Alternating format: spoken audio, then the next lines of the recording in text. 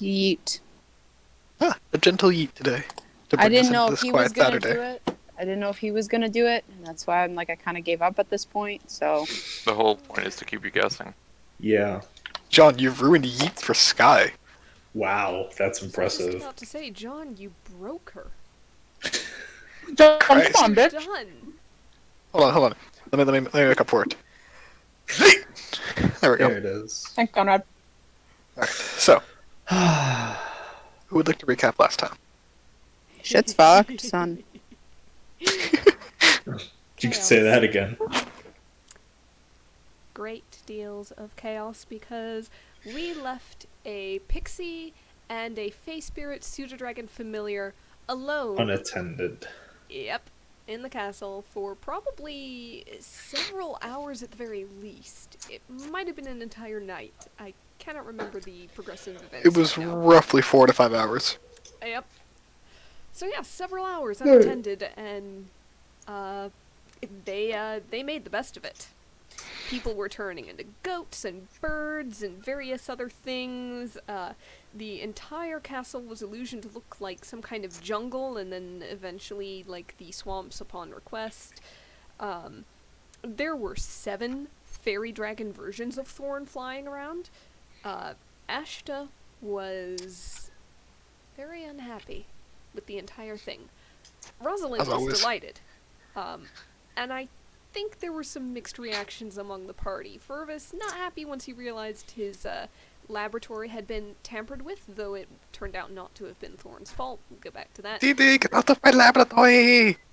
Xenia joined in and had fun. Esther seemed to enjoy touring the area and then went to find her dad, who had wandered off to the lake because we hadn't realized he'd split off from the group. He just kind of meandered away as we investigated this.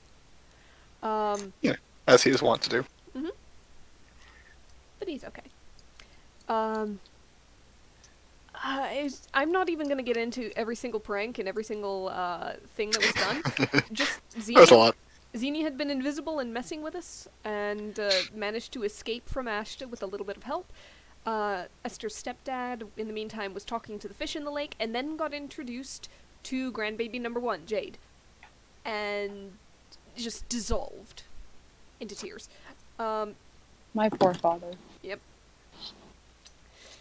Ashta at some point just kind of gives up on the fairy dragon hunt because it's just too much. And he wasn't really getting a lot of help or sympathy, I guess. Terrible things were done to Carson that should not have happened. Thorn had to issue a sincere apology for that later. Though it is debatable how sincere a Faye's apology could be. Rosalind did her best. The Firebirds once had a written form of the language. The Giants had them kind of do it and learn it and practice it. They let it go after the Giants went away. Rosalind is gonna maybe look into revitalizing and learning it. And the patron talked to Ashta and Rosalind. Ashta about the whole illusory jungle and the polymorphs and stuff as more of a disguise defense system. Ashta felt like... I think I got the impression that he felt like the patron was trying to sell him something on that. And wasn't pleased. Yeah, part of him was like, it feels like he was making an excuse in the aftermath rather than something properly planned out. Mm-hmm. That was his perspective, at least. Yeah. Yeah. He just did not like any of it. Patron sent Ashta back, but kept Rosalind for just a moment to set her a task. This dragon in Isol that's been stealing things, or near Isol, is under a powerful charm effect. And she is to fix this somehow. Incidentally, this dragon is also not metallic, or chromatic, or grey. It is something unknown. Hoping for a gem dragon here. Yep. Fervus gets a new method to make bombs work underwater from Rosalind's squad of tinkering dwarves. Xenia hides for the night from Ashta in Sammy's room. They hang out for a while. Some deep conversations are had. Mm-hmm. And Ashta that night asks the Rose One for help making the Fey Portal Gem into something interesting. He's also told to go talk to Xenia. Overnight, we sent the castle towards Isol. And pretty sure we're gonna be there when we wake up. Yep. But before we do that, one thing that I actually forgot about last session. Before you guys actually got up to the castle, Fervis, while evacuating the university, making your way out, your wrist is grabbed by a familiar figure. If you would like to, describe it as best you can. Let me just pull up my notes on her actually, because it's just like give me a sec here. Yeah, sorry. Out of character thing while he's doing that, was it not said last session that it was being that, assuming with the teacher thing, that it was being dealt with after the whole Fae thing? Partially the way the session went, I forgot to leave a space for it, basically. Okay. Yeah. So basically, So, I'm just sorry, looking when for exactly is the- this happening then? This is basically as Fervis was separated from the group after meeting, Yeah. Esther's father. Okay. So there's a woman with sort of done up red and gray hair, a bit on the older side, but still very spry for her age. Human, slightly taller than Fervis. And her name is Professor Agatha Cadwell. She is the toxicology professor at the university. She's the person that got Fervis into poisons in the first place. She kind of grabs her wrist, holding like a significant handful of vials, looking a little bit mussed up, and possibly like she just woke up. She's just like, Ferris? Professor Cadwell. Hi, welcome. I think we're supposed to be getting out of here. What are you doing here? You Yes. said you weren't enrolling. It's sort of complicated. You know those folk who fly that, and he points up towards the castle. Oh, you've got to be kidding me. Yeah. You had never been to a city before, and now you live in a flying castle? I do. I've been Why? helping develop potions and poisons for them. Why? Did something happen to your mentor? No. I was just on excursion, and then, well, he's fine. He's still in Calcularia from what I remember. Alright. But I ended up finding them. Yeah. Well, Well, they ended up finding me, actually. that makes more sense. You never really had an eye for folks. But, Not really. Call me. We're quite busy right now. Wait, I assume you're not evacuating that if you live up there. Well, I'm helping evacuate the university. Oh, alright, well, consider yourself helping me. Carry these, and she just, like, hands you all of her potions. He opens up the bag of holding. They all just, like, drop in there. So, I'm gonna have to try to remember what I just put in there. Oh, well. Look, here, take a right here. And as you head down one of the hallways, she kind of, like, leads you into her lab. And it is a room of pungent smells and fluorescent colors. As she is well known for basically growing a lot of her ingredients despite the environment required. And as she kind of steps in there, she starts like taking clippings from plants, putting them all in these like sealed glass containers, and pocketing them in like little clippings that she can grow later on. Says, okay, so give me an update, and you can give her a brief explanation as to the goings on of what's happened. Anything you specifically would like to note that you include or leave out? What do you mean by that? Just in the recent time since you've seen her. Are there any particular things you want to not tell her, or do tell her? Not really. He's just going to give a very very science-esque, sort of like recounting of the just sort of very step by step what happened. Okay. And are you including things such as the Fane? Not really. No, he'll exclude that. Okay. How about the Zodiacs? He might exclude that as well. He Okay. will just say very powerful people who are not good. And she eventually like kind of pauses what she's doing and like crosses her arm and sits back on her back foot. Says, "So you're telling me that you are technically an interplanar assassin?"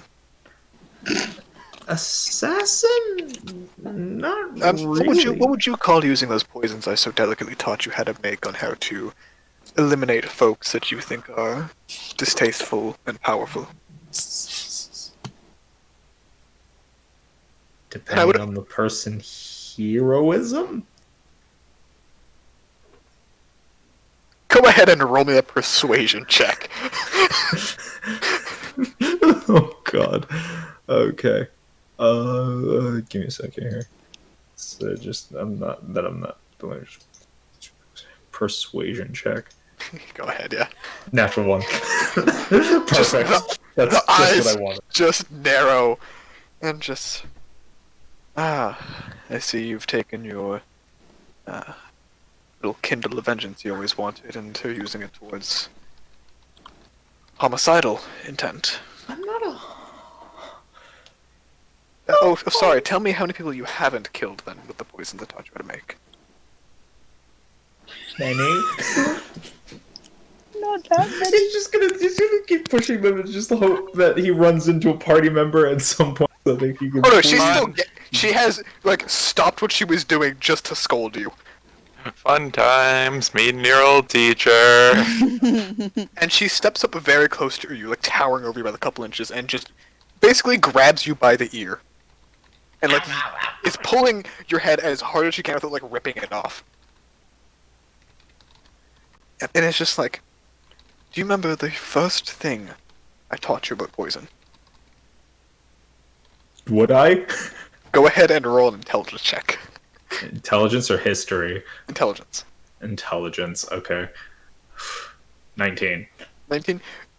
Basically, the first thing she taught you was the Hippocratic Oath. No harm. And she says, and what would you call murdering of powerful political figures?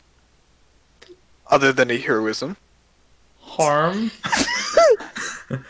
And you say your master is in Calcularia, yes?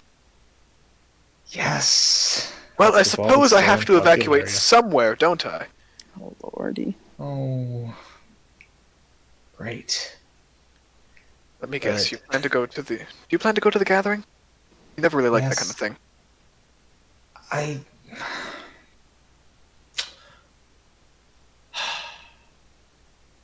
One of my party members is also a Genasi, and she's urging me to go. Good. Make sure you learn your histories and the values of human life. I like her. And then she narrows her eyes. She's helped you commit those murders, hasn't she?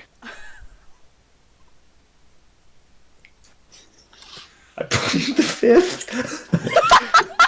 She grabs the other ear, and you can feel like the strain on the muscles of the front of your neck. Ow! Ow! Please, please! It's all good intention. Please. Yes, your murder is good intention. No, please. You are 17 for this. he is silently fading for someone to come help him. Who? Go ahead and just roll me a quick perception check for this. Oh God. 20. Your Fane are thoroughly intimidated by this woman. I know. Interestingly enough, they just whisper in the back of your mind and says, SOS. so this is what happens when a scholar gets Fane. Alright. She. Please call for help. We fear what she'll do to your friends. Do you really want to subject them to this as well? I just please. Very well. And Esther, in the midst of your conversation with your father, you get a just distant like, Fervus needs to be helped when you have a second. When you have a second, it's urgent. which never gets followed up on. No, God damn it, I hate this. Oh, but if she got that, she would have gone to go help. This is the middle of the conversation about alcohol to your father between Ashta. Never mind. It's like, you're Yep. probably fine. Oh God, thanks. Thanks. And she eventually like lets go of your ears. Your head like whips back forward, like almost gives you whiplash, but doing so. She just sighs and says, "Grab my tools." And he does so. He's like a scared puppy at this point. You can like feel the ice and like anger radiating off her back as she turns away from you.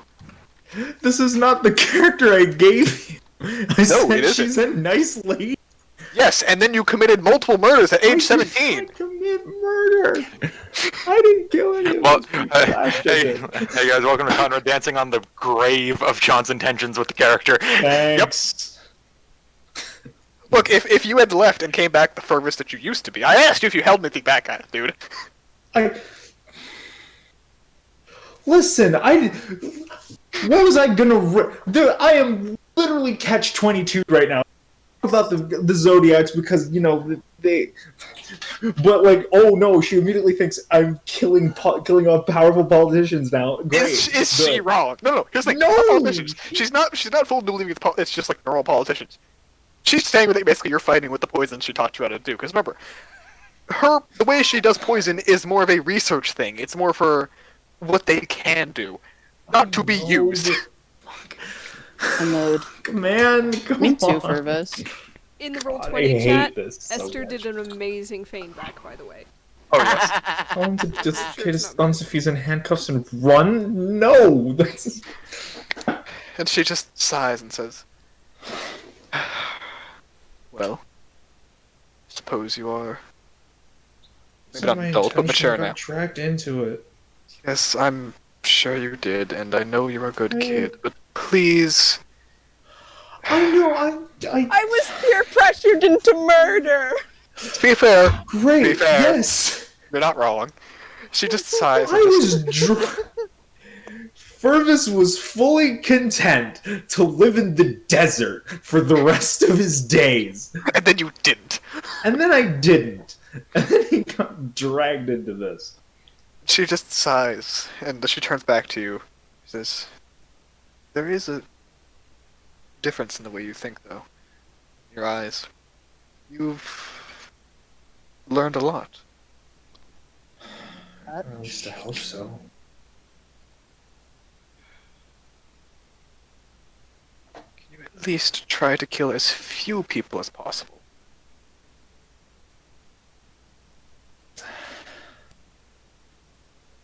Where I'm going, I can't really promise that. I'm sorry. She just sighs, like, "At least you're honest with me still." She just sighs and pinches her cheek. "How are you still a sweetheart after all of what you've done?" I want to help other people. I suppose that is what I taught you to do first and foremost, isn't it? Yeah. Are you at least helping people as well? Fixing Mhm. them? Mhm. How have your potions improved? Well, and he starts pulling out the papers of flight potions and superior healing potions and all the things that are very beneficial to people. Do you show her the catnap potion? Show her the catnap potion, and I actually show her the potion of wondrous velocity. She takes a look at both of them and just says, "Wait, hold on." You hear like another ringing voice through the university asking for evacuation. Says, "Okay, I'm going to look at these close again, but you created these? Did you have help?" Not really. I just kind of. I knew what went into the catnap spell and things that would generally help, and then I just sort of reverse engineered a reagent that would take to the potion solvent, and he goes into detail about it.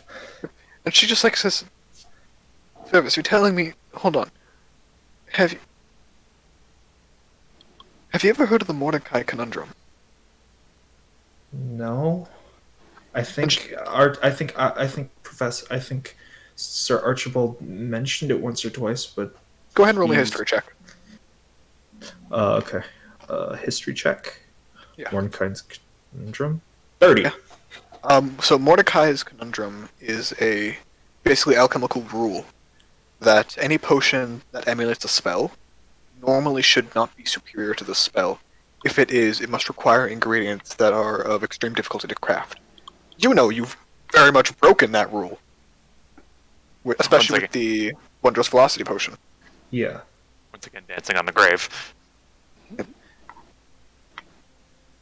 How? How? I knew you'd changed, but this is...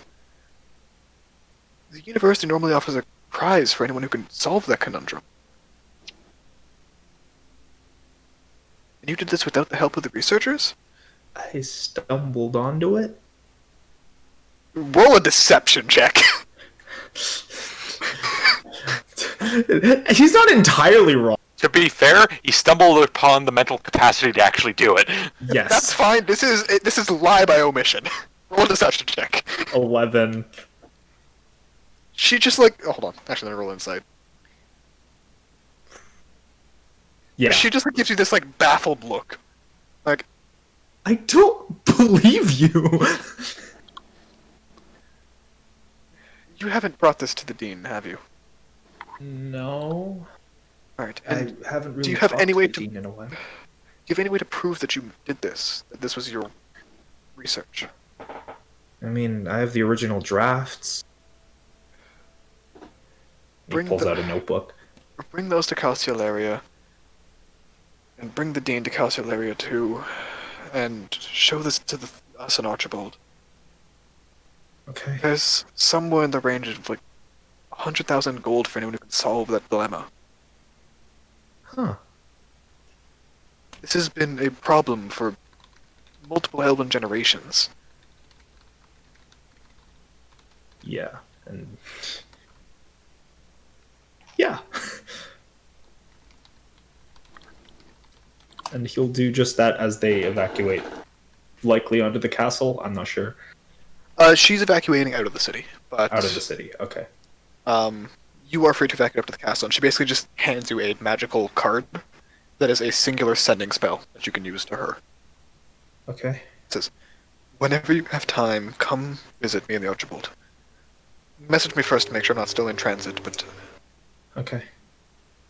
if really this is something you're capable, you're a prodigy of which we haven't seen in, well, possibly since the beginning of alchemy. Huh.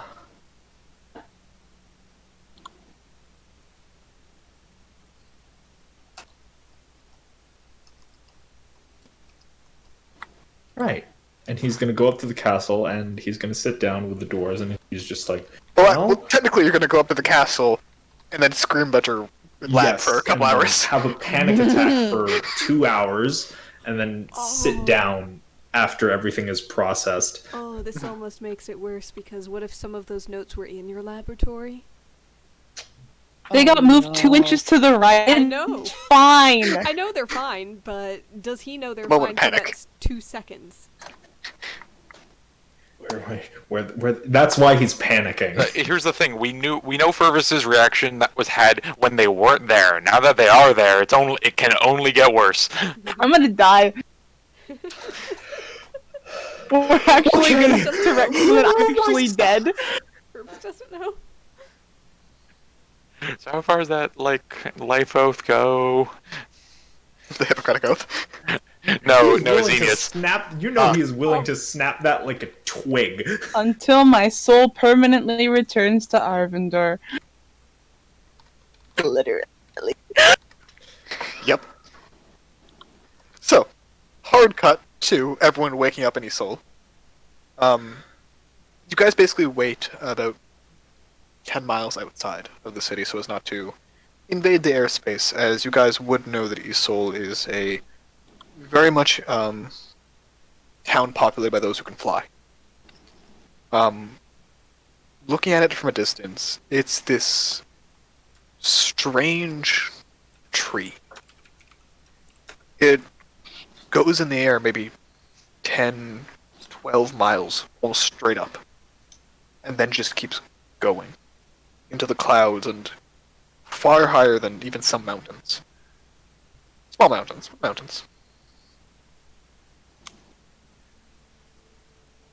It's not a healthy looking tree. This isn't peduncle, where it was a cultivated forest for the purpose of building a city. It looks like someone took this twisted taproot that shot through this flat landscape of the sinking lands in the desert, and then just tried to see how far they could stretch it, with little knots and gnarls up the side. There isn't a branch in sight. It's just this singular, lone trunk. Looking along the side of it, everywhere where there would be a knot, where a branch should be growing out, instead you see this, like, strange large-scale structure the size of about a neighborhood, where it's 2 layers of houses above and below. 2, Sky. Thank you. And houses kind of separated on each, above and below, where people either fly in through the ceiling of their house or fly in through the floor of their house.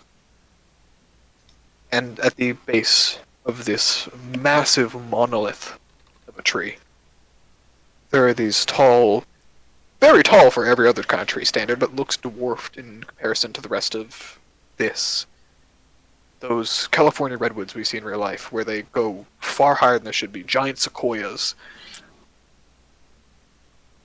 but all are dwarfed next to this tree. Esther and Rosalind, and technically Xenia, give me a history check. Esther with advantage.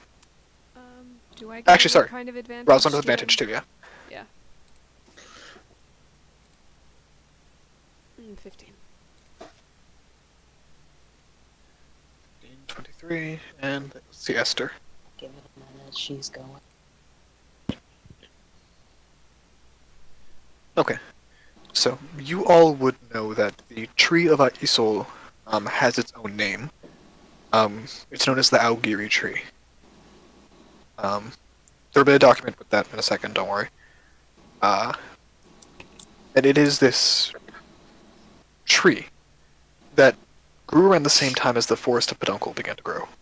That eventually got turned into the city. They're kind of considered sibling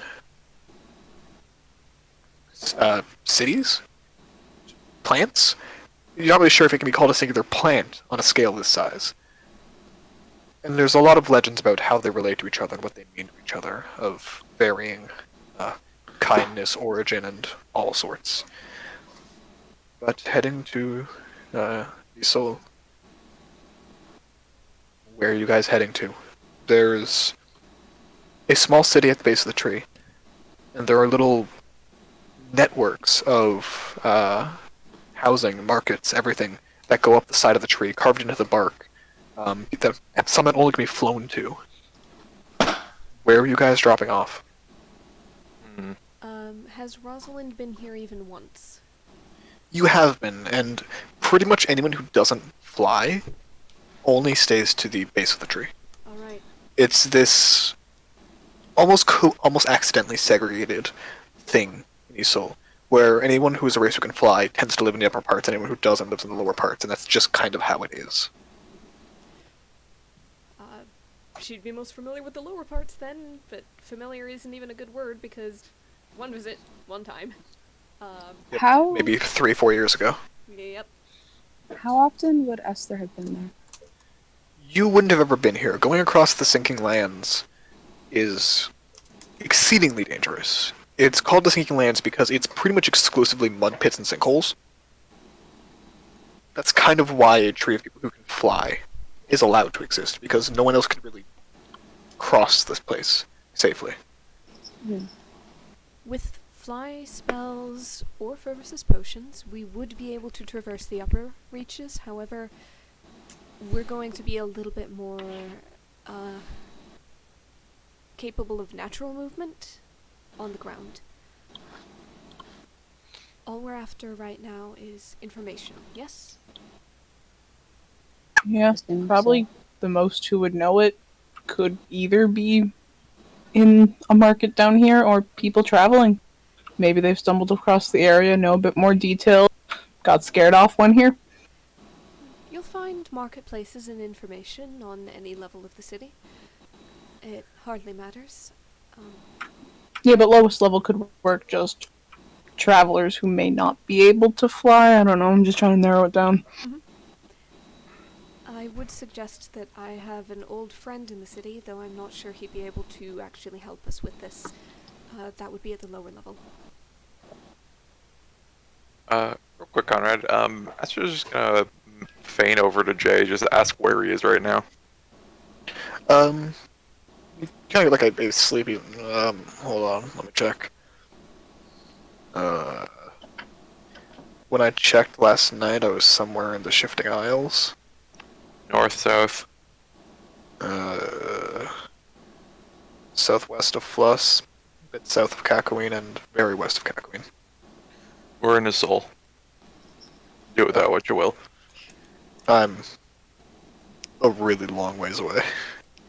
Just letting you know. If you feel like picking me up, I'll say hello, but I'm hunting this. I think it's a dinosaur? Because I'm kind of just curious what it's like. You sure you'd be willing to see people, or? You think I'll be okay? I'll start with you and take it slowly. So can I go back to bed? Yeah, sure. You wouldn't happen to know anything about a dragon around here, would you? Any soul? Not really. I know there's about 7 in the Shifting Isles, but they're mostly friendly. Alright. Yeah, you can go back to bed. What are you doing sleeping at this time? Sleeping in. Uh, I don't exactly have a. it's like I don't have a job at right now. Downtown.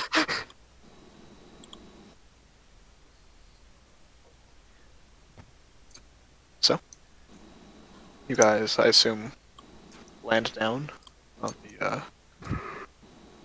Well, I assume get floated down to the lower levels, the base of the tree. Rosalind, you would know that most of the large trees functionally act as longhouses with big ass staircases on the inside of them. So, yeah, depending where you want to go, anywhere there's the equivalent of like a grove is where you'll find markets where these massive trees all kind of surround them, and like 600 to 800 people will all go to the same market because they just happen to live near it. So if you'd like to land down on the one that, to your most recent knowledge, your friend lived to, you can direct the group to there.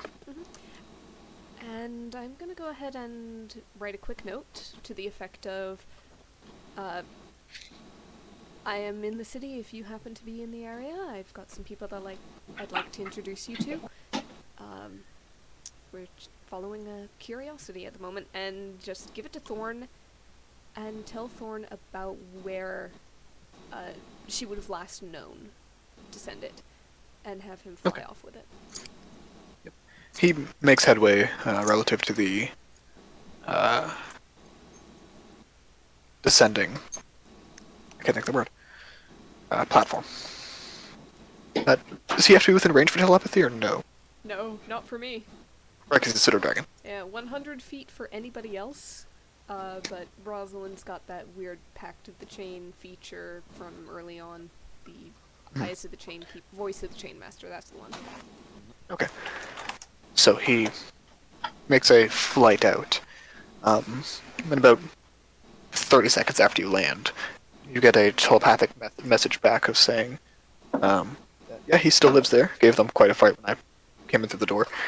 But he's happy to see you if you want to come see him, or if you would like to meet somewhere else. I told him that I can just talk to you like this, so pending answer. One moment. She'll turn to the group. Would you like to come and meet someone? Or Who is it?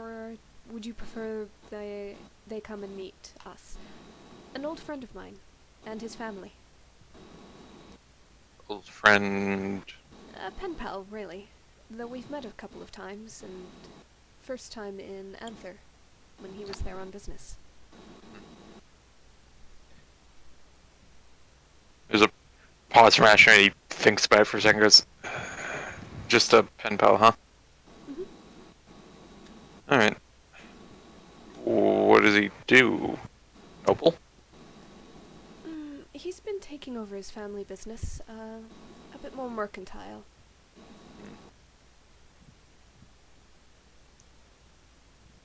Do you Also think he'd raising know a anything? son, and I haven't seen Felix, and I would like to meet him. Okay then. And I imagine Esther would enjoy that as well. Speaking of, Esther does have Jade with her today. Just kind of hanging a little sling across the front of her chest. You sure the kid should be here? Why? We tend to get in trouble. Well, she'll keep me out of it. I don't think that's how that works. I mean, just things can pop up. Esther's just giving blank, just a blank look. Get her like a pair of pants that says baby on board on the ass. Someone gets her from behind and like there's a baby on her front. You will do no such thing. Okay, just giving ideas here.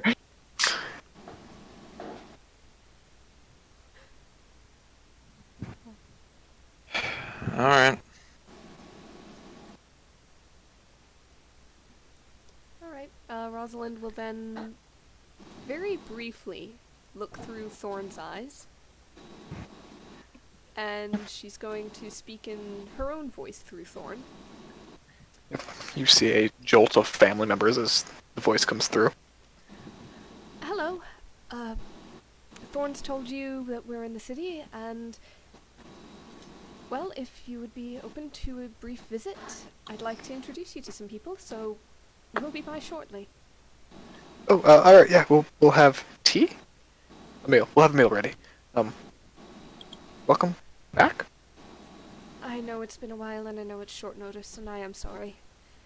Oh, this isn't just like a recorded message. I don't know. I'll see you I soon. can see and hear, but only for a moment. See him very quickly fix his hair. Don't worry, nobody is going to judge. Well, It still seems that... Anyways, I'll see you soon. in a few minutes, and zoop, she's out. And Thorn starts, gonna get a message of Thorn saying, flying back. Alright, and All good. she'll lead the party in that direction. Alright. As you guys, step down and begin walking over, you can see that the market here is massive. You wouldn't be surprised if most of the population who lives in these nearby trees is just in the market at any given time. Anyone who's curious for stuff, go ahead and roll me a D100. I mean, I just kind of Fuck want to yeah. roll a D100. Yeah, those Ash- are fun. Asha is keeping an eye out, so maybe he'll just see something. Give me a perception check on Ashta. Alright. Doing around. No D100? No, if you're trying to keep an eye out, we'll just give you the perception check instead. There's 4 D100s ready to react to. Alright. Alright, First and Esther, we'll do your guys' last. Xenia, first thing you notice is a Kenku, actually, on the side of the road. Most of its feathers either fallen or plucked out, seemingly begging for change. How's the kangaroo? Sorry? How's the kangaroo? Go ahead and roll me a medicine check. Okay. Natural one.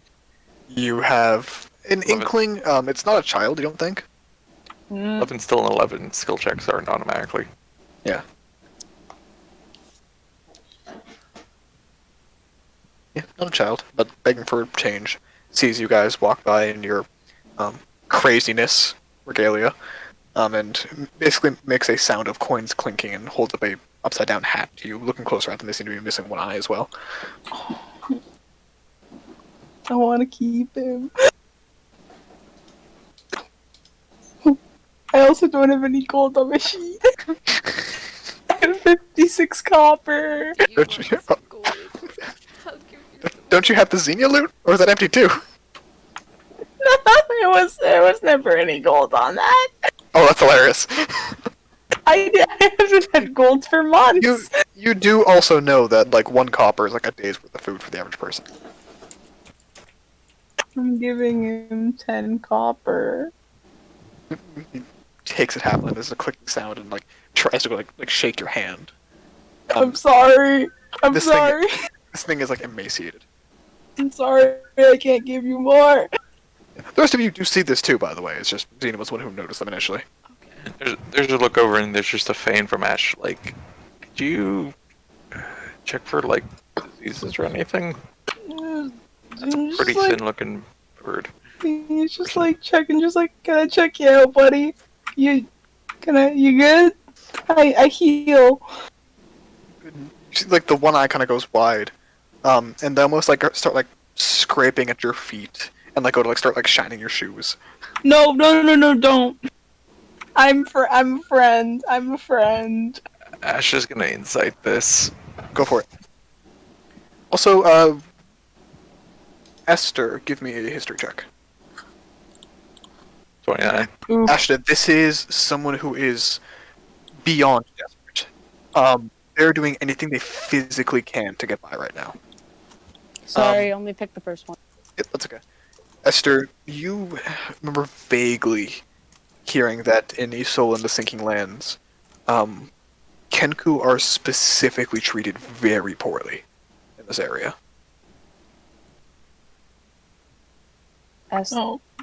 Kneel down in front of and without a hand.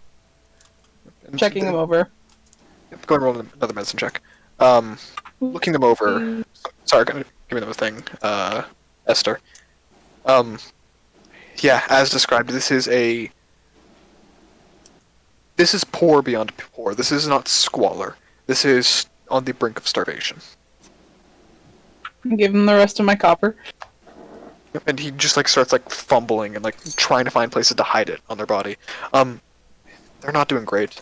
They're days malnourished. They're missing most of their feathers due to stress. The eye was not like plucked out. It seems to have almost rotted from the inside. It's if they live another year or two, you'd be very surprised. Come with me. And they start just shaking their head and backing up, and you can see people are starting to notice that you guys are speaking to this Kenku. Wait here. I was gonna go. I'm a place. Sorry, you cut out really bad there. Is there like a stand nearby that sells? Yeah, you food are or in a something? large market square. How much bread can one buy for 20 gold pieces? I don't. That's the equivalent of. $200. Hold on. So, for reference, a pound of flour is 5 copper. Walk into the Yeah. supermarket with $100 bills, going, "How many loaves of bread can I get?" Yeah, I like, didn't more than you can carry. stutter. You're a math problem. Yeah. All right, 10 gold pieces. How many bread? 10 gold pieces in this economy is. You don't find much bread here, honestly. It doesn't really grow here, but you're more likely to find things like Food. like pitas, tortillas, like things like that. That's fine. That is bread. Yeah. And in terms of basic food, like stacks on stacks. Like you'd have to fill everyone in the party's arms to carry it all. There's gonna be a quick like fade over Esther. It's like, okay, look, I very much understand the sentiment, but Shut up. you're gonna cause more Not the problems if time. you just give an armful of bread. You can probably Consider, cause infighting. yes, Oh, dear. and consider how much he can possibly eat at one time. He has no way to store it, no way to keep it. Esther has shut off her fame. Oh my goodness. Esther proceeds to buy 2 loaves of bread and several things of fruit. Like, basically several, I don't know, like, what fruit's here? A good amount. It's a lot of desert fruits, cactus fruit, like pears that grow off of small trees, coconuts, fruit. Also, being relatively close to the shifting isles, a lot of like coastal fruit, island food.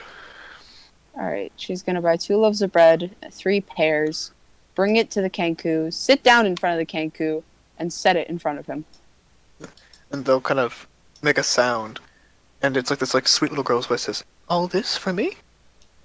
All yours. You take it. And if you're hungry afterward, I will buy you more to eat. And you see them start like kicking away at it. They don't eat very quickly.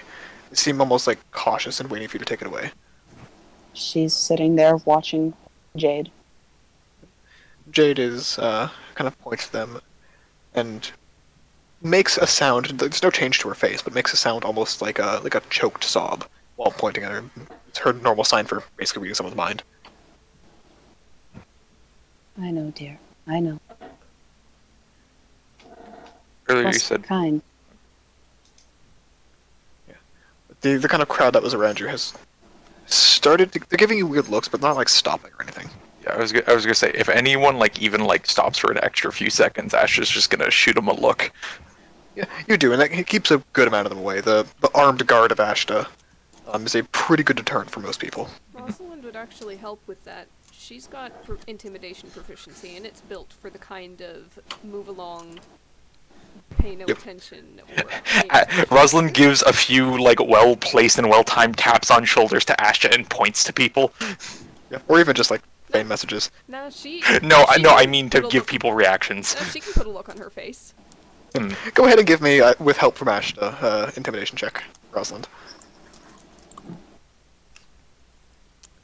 A low roll, 17.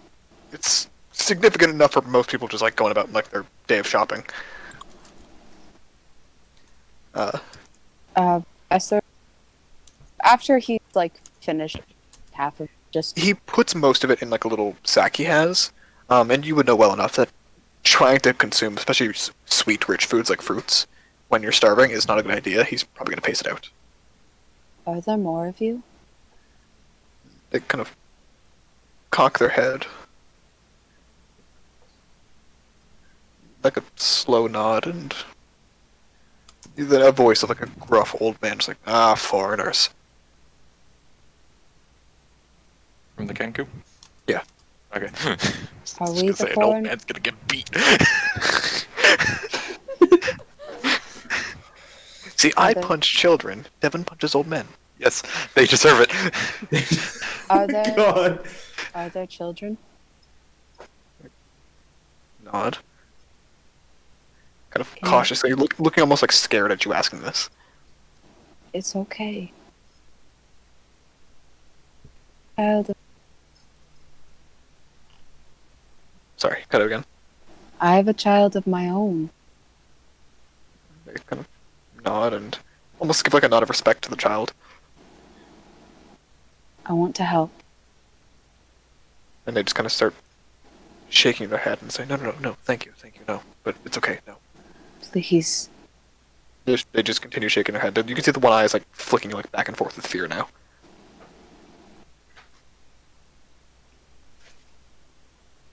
And you can, Rosalind, you get kind of a tap on the shoulder. Someone withers under your glance, but then almost grimaces and pushes forward.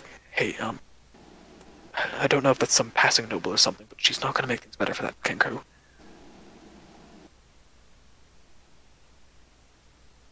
By speaking to him? By drawing attention to them. That one's older. If you want something to get done, that's not the one to speak to. I know it's hard, but you're not gonna make things better like this. Then, Please, just leave them alone. Then who is the one to speak to?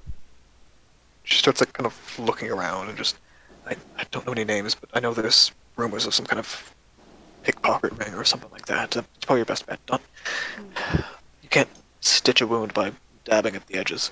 Just, please, that's all. Just pretend you didn't see me. Thank And you. she heads off. Esther. Go up and put a hand on her shoulder. Esther. We need to go to the root of this. If we want you to know- help this one, we have to help the others. If we want to help the others, we have to look elsewhere. Come, I just got some information. I'd like to share it with you. Fine. You've done more than most people would. And we'll find a way to do more. It's just going to take a little bit of a roundabout approach. Don't make this one a target for anybody who would see their good fortune undone. He doesn't get up. Sorry, you Hang cut out out for there. anyone else. Yep. Yeah. She doesn't say anything. She just gets up and follows you. Yep, and this is just a croaked, sounds like a withered voice, just like, thank you, as you walk away. You know that Kenku can mimic voices, so it's not their voice. Mm-hmm. And Rosalind will share what that one person told her about a pickpocket ring at the core of it. He said there were children. I expect I'm so. going to help them. Esther, I'm not going to stop you. I'm just going to ask that you direct the efforts where they will do the most impact, and radiate outwards from there. If that makes sense? Esther, you get this image in your head of a fireball of hearts. Choose From one. where? Choose one point within range. Make that the point, the epicenter, in order to cover the greatest area. Don't aim for You know, like those one. fucking love and support images with just like obscene amount of like emoji hearts over them. Yeah. Just a fireball that radiates those outwards. Pretty much. Just so. Yep. We need to find where this ring is. Rather, I do. I know you have people you want to see. We can do this one step at a time. May I add and reiterate that this friend is in a mercantile trade. He may know something about, well, movement of money, stolen or otherwise, though I doubt he would be able to give us directions by any means. He might know some rumors. Moreover, remember that we're not the only ones who can do things. That as well. We can certainly tip dominoes in the way. I don't want to say that this isn't worth our time or anything, but we have other things on our plate as well. If we can delegate, if we can get things fixed, like having other people do some of the legwork, that'd be better. You've never, have you? What? Got out. You've never been homeless, have you? Esther, we're not stopping you. We're I'm not suggesting confronting you. This is a question. I've been homeless, yeah. I've been homeless. I was homeless before you met me. I was homeless for like 10 years, dude. I never had I a house wasn't- of my own the whole time I was working with with the guard.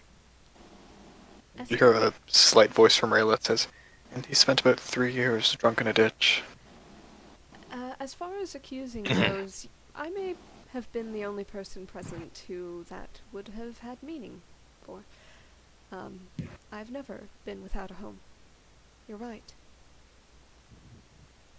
But I know that the best way to achieve ends is to put pressure on the right places. I'm not denying you. What I am saying is, Still and doing you don't. Sky, I'm sorry, you're cutting out really bad. I'm not denying that, Rosalind. What I am saying is a personal matter. Ashta, you don't have to deal with this at all. This, frankly, is none of your concern. Regardless, There's a twitch on his face. I would like to very much disagree. First of all, you're part of this group. Like it or Wonderful. not. So we help you with things just as well as you help us.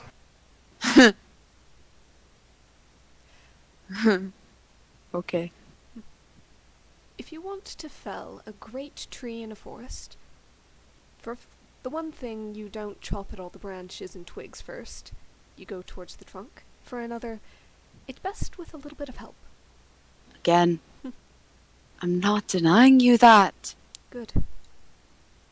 I have never denied that. I'm not arguing against that. Oh, we worried. I worried. No, I'm not arguing against that. There's limited time for everything. There's no sense in doing things that are simply going to extend the inevitable. There's no sense. So let's go talk to your friend. You can catch up. And we can get the information that I would like. And then, whatever happens, happens. And so be it. As you guys kind of step away, from the side of the corner of your eye, you notice a small group of kids who are spinning a small bottle on the ground as it spins and turns and turns and eventually rests on one of the kids. They all start running away from the one that it pointed to, and the kid picks up the bottle and goes and whips it at the back of the rest of the kid's head. Goodness. It smacks against their head, and they all start, like, the one falls over and they all start laughing at each other. If Conrad can't hit kids as a player, as a DM, he will make them hit each other. For reference, Devin, because I know you have no social media, it's actually a TikTok thing. Oh my god. That does not change the context. Is it? It is. It's stupid gamer. They like spin something around and then whip something in the back of each other's head. The chancla!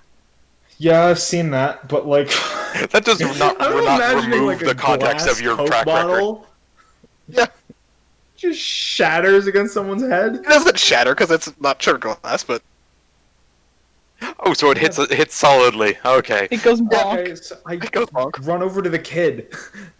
And the kid's just like laughing on the ground, like rubbing the back of their head. Just I staring mean- at You your alright, question. buddy? Yeah. You want to play? Oh, you're a big kid. Okay, but you can only throw with your bad hand. I don't know why I'm entertaining this. You want to play? Yeah. All right, so go ahead and roll me a d6. Can the rest of the party see this? Yeah. Yes. The bottle lands on you. All the kids start running from you. What the fuck?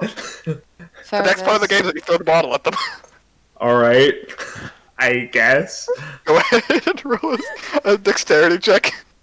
Purpose, you Oh, do God. whatever you want, but oh god. 3. Thank Uh-oh. The God. bottle like bounces off the ground and shatters, and the kids just start laughing. And one of them pulls like another one out and goes, "You suck." Quick glass everywhere, this is nuts. Keep it moving, guys. Yeah. It's been fun. And he's gonna walk up. As Rose walks back up, Asher like leans over and is like, "You better have missed that on purpose." I did. Good. Did you Did. Should have made this. insight, I should have made less than a 5 that you hit a kid. motherfucker? All right, go ahead and roll an insight. Did you? He's being honest. He's being honest. Fine. Despite the fact Purvis is a kid, he doesn't like beating children. Yeah. Fine. You also forgot to use your bad hand, so you know. You did know use that my bad Purvis hand. has no dexterity, so both no his hands are bad dexterity. hands. Both hands are Yeah. bad hands. Unless I like actually legitimately like whip it at someone to like Oh yeah, because he's got the ogre power strength. yeah. Yeah,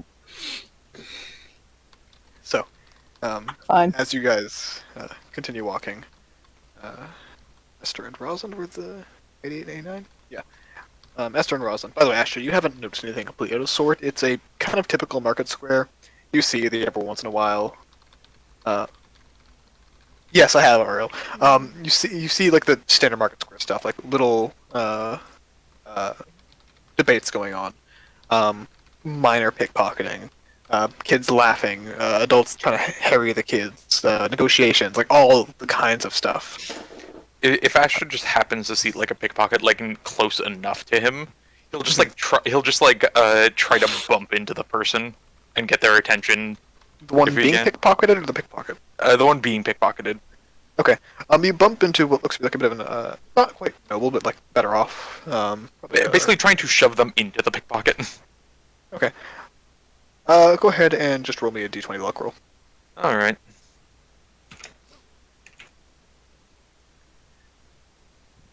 Nine. You bump into them and you see the pickpocket kind of like very hastily grab what they were doing and begin to like apologize and make their way off. And the dude you bumped into kind of just looks at you and goes, like, "You kind of sorry, did I get in the way of your nobleman or something?" Asher like points over behind them. That guy took your wallet. Oh, what? And he just like looks at his pocket, and the pickpocket like looks at you with this like shit, and like starts bolting off. And he goes, "Oh, Fuck me. Have a Could've good one. just- And he walks off. Bump into that next time, asshole. You're closer. This is swearing in the It background. made them pause. But as you guys kind of not quite round a corner, but like get through a hallway of market stalls, you guys see a relatively large cleared out area. Rosalind and Esther, you notice this first, and a man. You're not sure if he's preaching or telling some kind of story. It's a bit of the in between. Both of you give me a history check. My Titalos.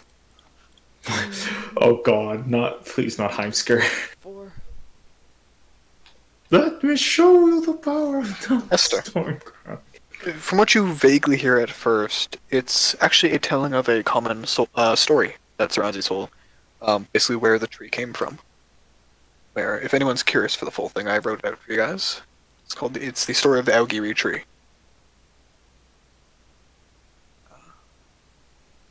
But any who know the story, mostly Esther, this isn't the same version.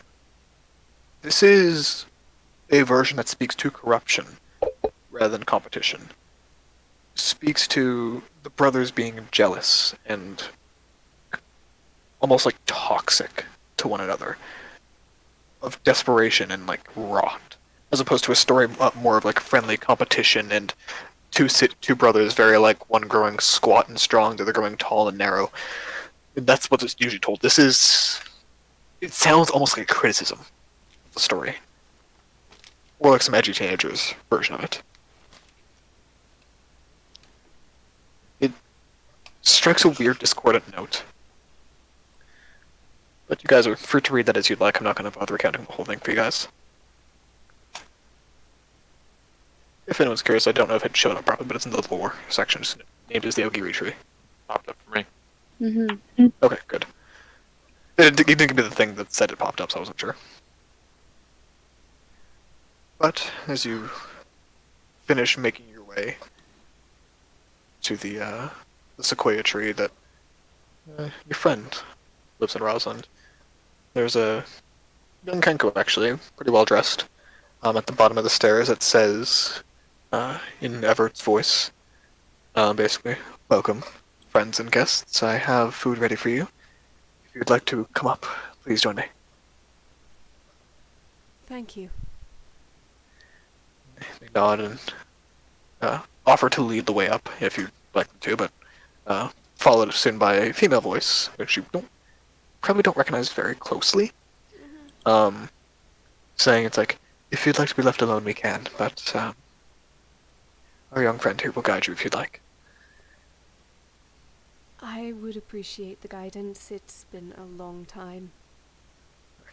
And he offers a hand both to Rosalind and Esther to help lead you guys up the stairs. It is a lot of very steep stairs. Are we being flown up, or? Nope, Kenku cannot fly. Oh, it's a Kenku. Okay. It's basically just like the equivalent of like offering a lady a hand out off the carriage, but up a very tall flight of stairs. Oh, thank you, but I already... And she just hooks an arm around Ashta's. They nod and offer their second hand to Xenia instead. No, thanks, guys. Thanks, though. They nod and finally offer it to Esther. Esther or Fervis? Esther. Oh. Okay. And they take her arm. They're pretty strong, actually. They do make it easy to climb the stairs. It is a tiring task. After about the third or fourth floor with a bit of huffing and puffing, you guys are brought into a entry room where you see a small family gathered. Ariel, would you like to describe it, or should I? Sorry, what was it? The small family. Honestly, I left a lot of the details to you. There is a young man, perhaps a few years older than Rosalind, somewhere on par with, I assume, probably Ashta. Yeah, A probably. young woman about similar age, and a very small 2-year-old boy who kind of has the look of being a son of the two of them. The man immediately stands up. He's got this very neatly trimmed beard, It's like sweeping black hair, a little bit of a widow's peak. Stands up in these fine clothes, very much still built for ease of movement. Also, just anyone with high enough perception notices that seemingly everyone here has calves of steel. Like, everyone's calves here are like super well muscled. Staircases everywhere. Yep. But as they stand up, they kind of make like a sweeping gesture out. The woman kind of still sitting down. She has like a dusty blonde hair. Maybe half elf she seems. And sitting with a smile and basically a sundress, and the kid looking not quite as well put together as their parents. Has a bit of peanut butter on their face. And is just very happily babbling and munching on some food at a small table for his size. And you see as the man stands up, he says, Rosalind, it's been so long. He immediately just comes up and just embraces Rosalind in this like big hug. And he pulls away with a smile and goes to shake everyone's hand. Ashta's eyes twitching, I can tell. Yep, and he immediately just goes like open arms to you, Ashta, as well. And he's okay. He's Yep. The very like his arms are to the side for a moment, but then just one goes up at. Yep, he gets a very much the dude pat, and he gives a big hug to everyone who lets him. And he says, please sit down. My name is Everett Hirin. I don't know if Rosalind's told you about me, but we're old pen pals. It's been so long here. It's been so long. Can I start feign something to Rosalind really quick? Yeah, of course. Just a really quick of, is this the guy? The one that you said you had a crush on? There is a feign back with no change on Rosalind's smiling expression as she starts to introduce the party to Everett and Madeline. Don't say a word. You see a smile on us. You see the first smile on Esther's face this entire day. Not a word, not a hint. Yep. And before he actually goes to hug Esther, he goes, "Oh, sorry first," and he almost like not quite kneels, but like crouches down and gives like a one-finger handshake to Jade. This is like, "Hello, dear," and hello to you too. Might I please get your names? And please come sit down. This is my wife Madeline, and my little one Felix. And as he runs by, he like runs a hand through Felix's hair, and you just see it, Dad, and then he goes back to eating his peanut butter sandwich. Is he alright with other children? Oh yes, he's very well mannered most of the time. She's not allergic to peanuts, is she? No, she's not, but I'm trying to get her walking a bit better. Oh, please do. And you see them kind of, not quite snap, but like give a gesture towards the Kenku and they say, Hermione, please give them take care of this one while, I never got your name, but the young lady's occupied. Just make sure they don't get hurt or try to go down the stairs or anything. And the Kenku nods and offers to take Jade from you if you let him.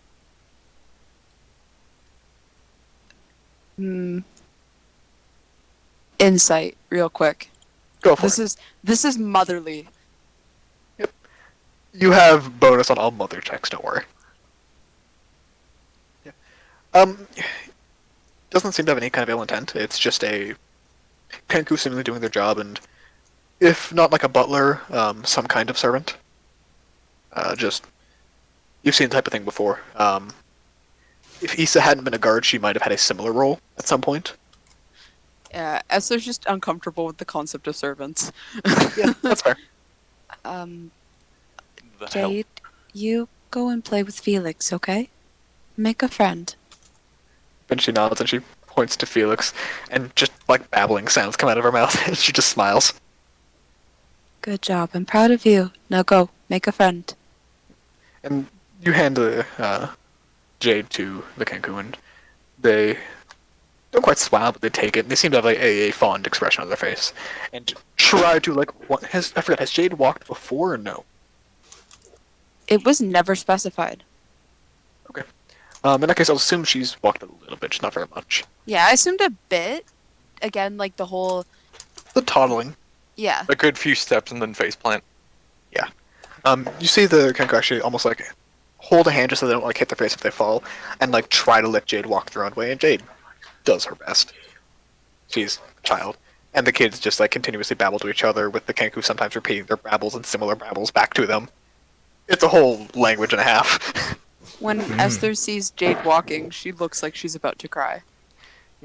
But as you guys are all kind of gestured, funneled towards a seat, Everett immediately takes Madeline's hand and says, "So, this is Madeline, my wife, and I'm Everett, the Hurons.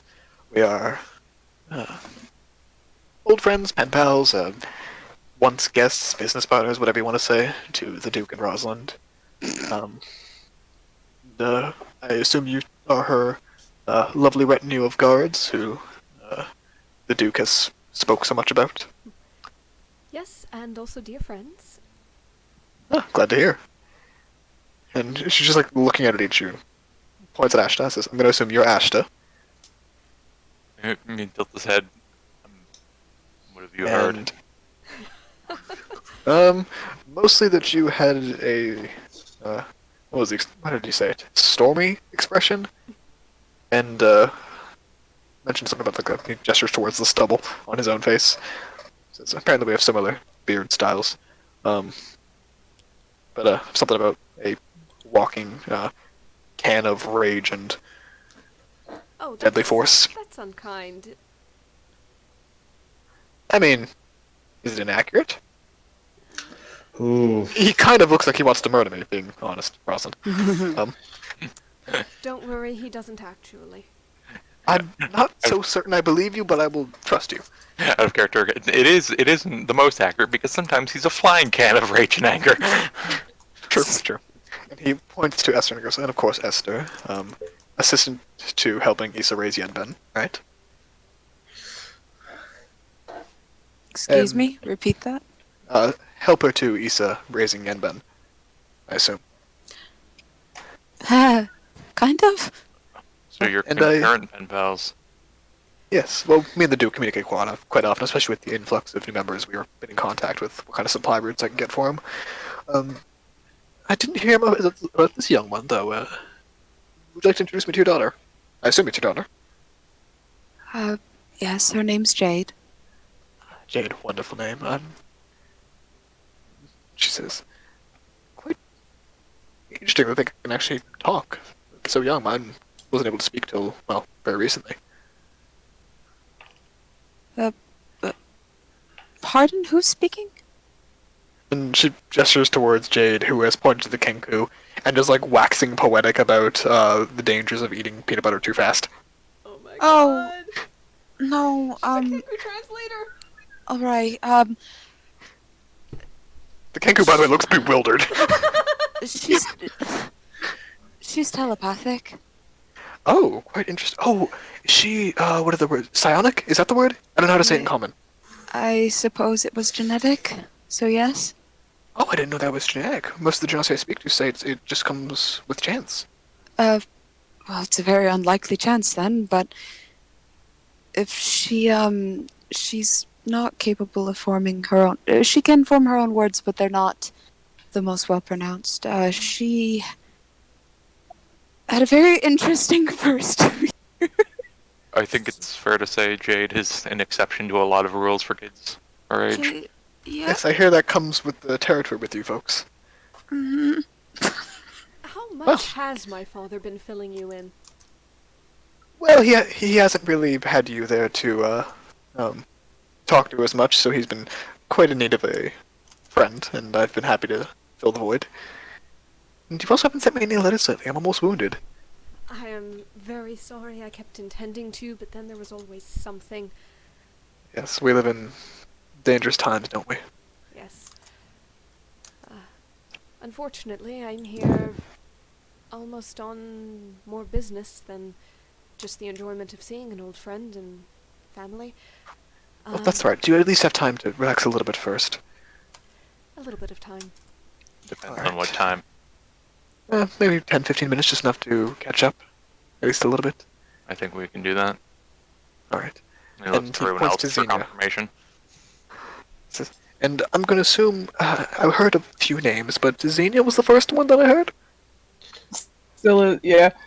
Yeah, I heard you are quite the hit at the Longhouse. What do you mean? Well, I seem to have gotten quite a few guards curious about you, as well as uh, wooed, I think is the word he used. One of the visiting dignitaries. Oh lord. Oh, Are the guards food as well?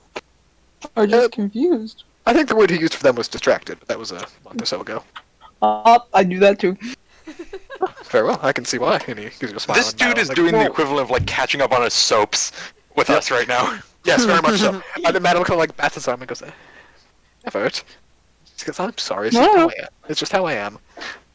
I'm flattered. You're married though, so. Oh no, I'm a flirt, but I'm not that bad, please. Madam you're a flirt? smacks him again on the arm. There's a Service is of cold air incompatible coming with off the of Ashta energy for a that has second. been created in the studio. And he points to you, Ferris, and goes, "I'm going to assume you're not Caius. No. In that case, Fervent. Fervis. Fervis, you've only been mentioned once. I'm so sorry." I'm okay, real quick. I'm sorry. I know it was absolutely not intended for it, but I think one of the most biting things you can refer to Fervis as is not Caius. Yes, very much so. Yes. That is terrible. Yep. And he just says, like, "I haven't heard much about you, but I've heard you are a wonder at potions, and that, God, what's their name? Samsir. Sorry. The name totally blanked for a second. I was calling Sammy. I hear Samsir has made, quite the deal with you, as you've, been helping them out with their overworking problem. Large order. Yes. Yes. If you ever, by the way, want a business in potions, I sell across the country. But that's for another time." And he says, "So, well, what have you guys been up to? I heard something about a big castle from the Duke, and seeing as there is a monstrosity of a building outside, I assume it's yours. Congratulations, you've gotten into real estate. It's a wonderful field." It's more like unreal estate. And he looks out the window. Yeah, that is a... Yeah, you'd be surprised. I actually had one or two come by Isol in the past few years, but it's not quite often. So, I'll cut to the chase as you seem quite stormy today, Ashta. You said business. what have you heard about a dragon in the area? Oh, nothing good. Of course, we haven't heard much good either. It was all the bad then. Well, they've eaten about 13 or 14 of my shipments. Seem to come up from the ground, don't have any wings, and come followed by these living bits of lightning that burn any sort of wagons or, well, anything needs to be burnt, really, as the dragon just kind of eats up everything and brings down to the horde. He says with a smile on his face. Are you throwing a fucking Zinogre at us? Well, that's not good. Yes, quite. But we've been told that there's a distant one of the old arcanists who's going to be helping us with it eventually. So, in the meantime, we've stuck to air shipments, as it seems this dragon can't fly. The distant arcanist wouldn't be Magog, would it? I didn't quite hear the name. I just heard talk about the town about it when I raised a bit of a fuss about nothing being done. The Archdruid said they're too busy trying to keep the city from falling, which, to be fair, is a wonderful endeavor. So I figured I'd let them do their thing. Well, if it was that arcanist, We I are wouldn't the count help. on it. Well, in that case, even better. I didn't know any of you had reached the Arcanist status, but I'm quite Oh, proud no. of you. Heavens, no. However, a dragon we should be able to at least look in on. Have you seen the Yes. color? Oh, No, Esther, you would know from Rosalind's dream with talk with the patron, the color is not chromatic or metallic or gray, so it might not inform anything if that's what you're after.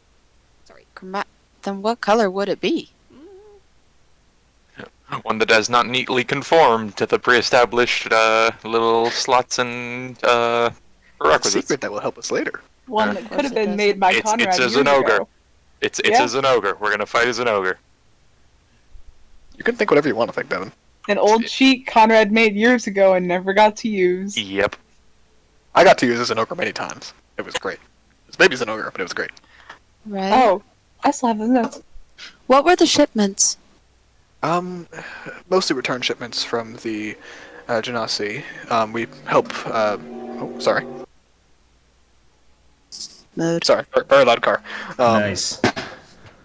We help, not quite supply, but give a hand to the Genasi who are gathering for the gathering. Mostly the return with the gold and trade goods that have been sent there. So they got the supplies, but we didn't get any of the return costs, which is alright. I'm thankfully we're doing well off enough that it's not destructive to the business, just problematic, and we're more concerned with the loss of life. Over the course of the conversation, could Astra have insight this guy? He just wants to get a beat on him. Go for it. 25. He's definitely trying to be charismatic and is a bit more unsettled than he's coming across. But from the slight glances he's giving to both Fervus and the two children in the room, it seems like he's mostly putting on a facade for them. Why Fervus? He's young. 'Cause you're Because your 17. baby. I'm a baby.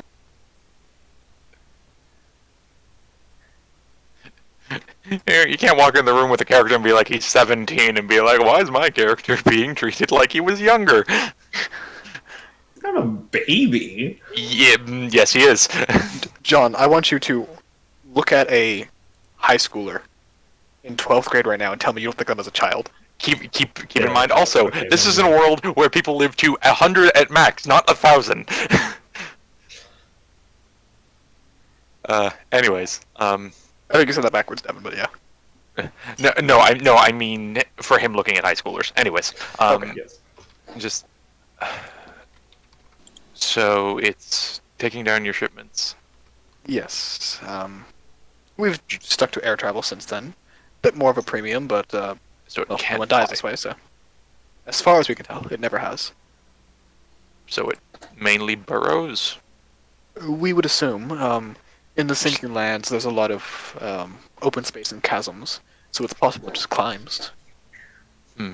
But you don't ever see it above ground before it attacks.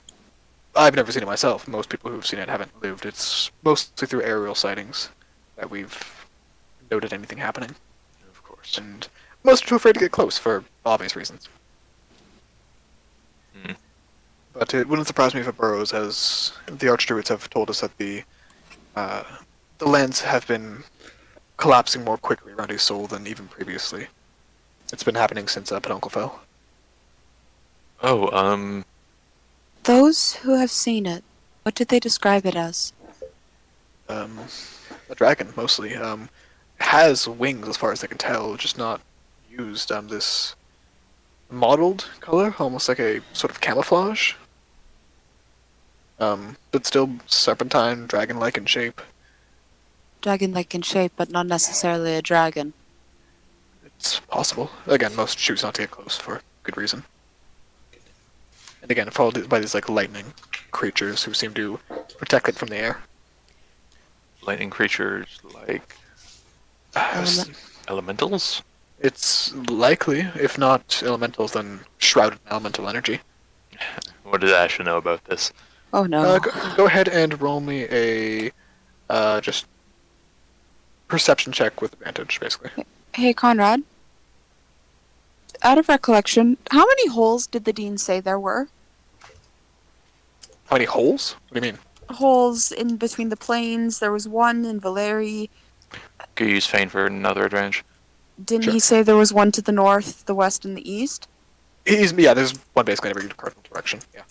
And Xenia, Terry was a Stygian Zenogre, which is like a subspecies, but yes. Yeah, that's why I went little. Also, that was in Discord, so someone could have just typed it. Okay. Just easier to respond here because my keyboard is underneath that thing. Okay. Well then, Ashley, you have a couple ideas. Lightning elementals aren't exactly a thing, but there are similar. One that you've vaguely heard of once is called a Zephyr Weird. Kind of like a water weird, but it's lightning. Alright.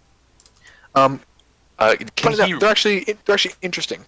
Seeing them here would be dangerous because you know if a Zephyr Weird touches ground, it immediately dies. One thing, could he potentially rule out will-o-wisps in this, or? You don't have enough description to rule out it being a will-o-wisp, Okay.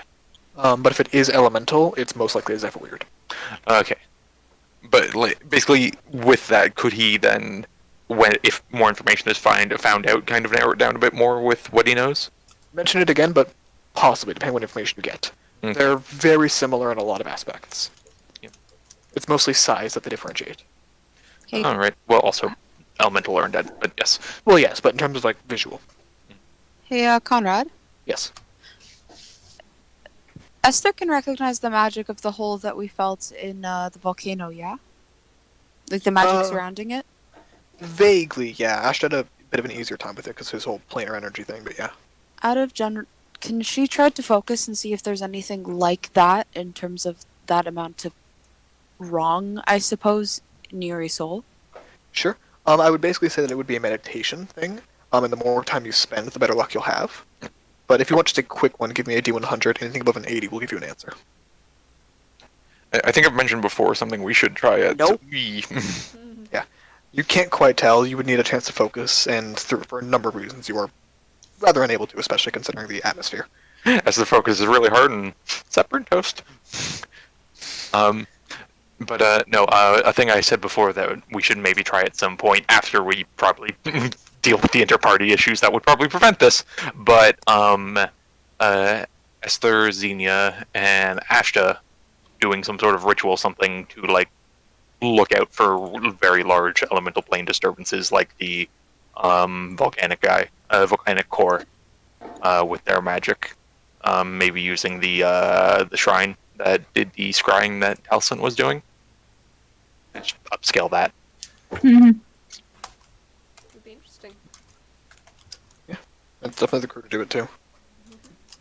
He says, I do have a pretty good amount of the information, but given the nature of what's gone on and how defendable this creature seems to be, I don't think it's everything. Do you have a map of the area showing where it's hit? Yeah, I do. Give me a quick moment.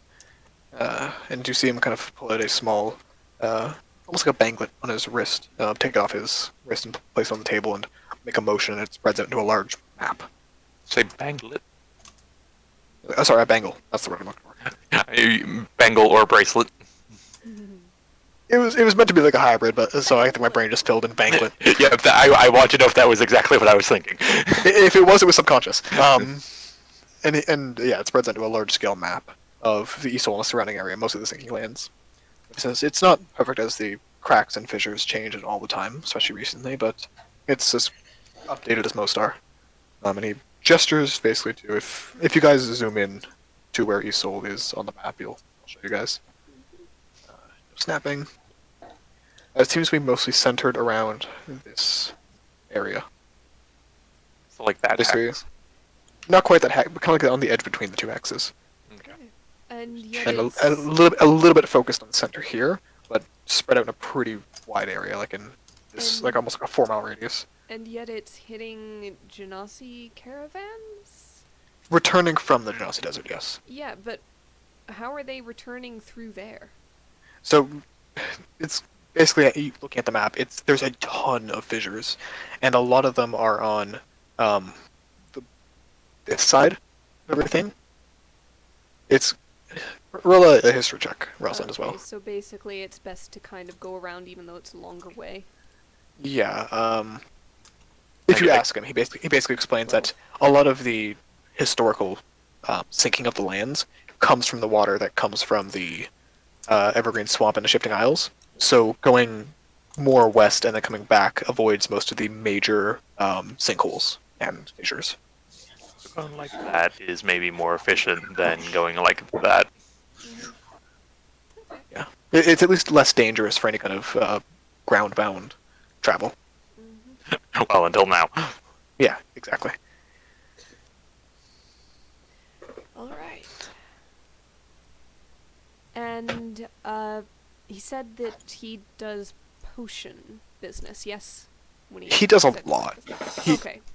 I He's was almost like a wondering- middleman to an empire of All right. businesses, but mostly in renting out caravans, renting out guides, that kind of thing. Okay, in that case, I was connecting a couple of dots that probably didn't need to be because the dragon stole Orizur's alchemy and potion making stuff, so I wasn't sure if it was a dragon with a focus.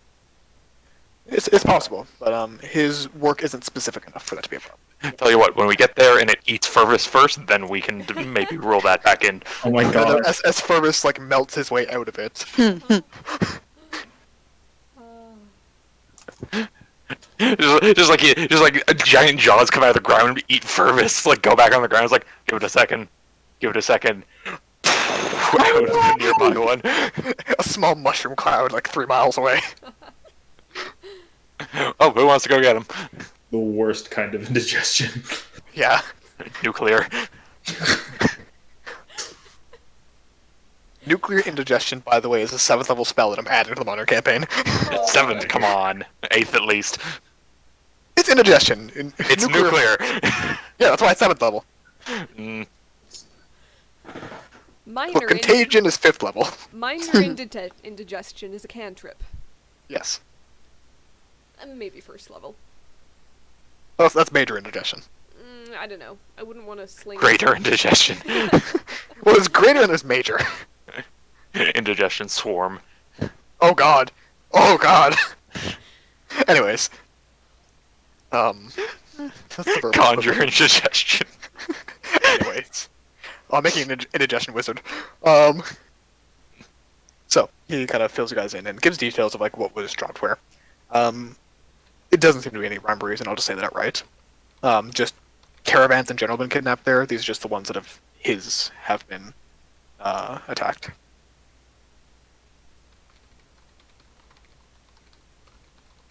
Oh god, I see 3 people typing. He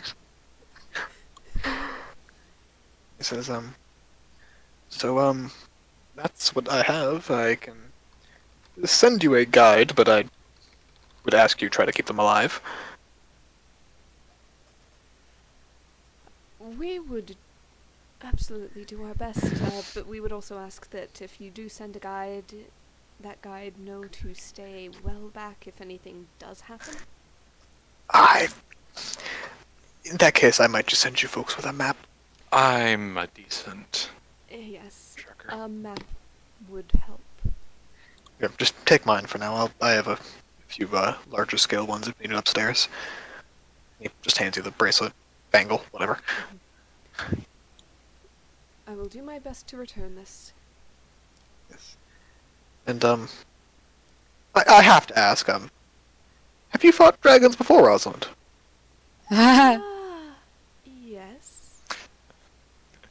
Depends, are we talking to the Duke? Yes, that is No. Well then. a few. Technically, he does know about one. Didn't you get kidnapped by Darklings only a few months ago? Well, I wasn't kidnapped so much as I ran blindly in the direction of the tower and, well, into it. And now you fight dragons. In fact, she was the least kidnapped of anyone there. That's almost more horrifying.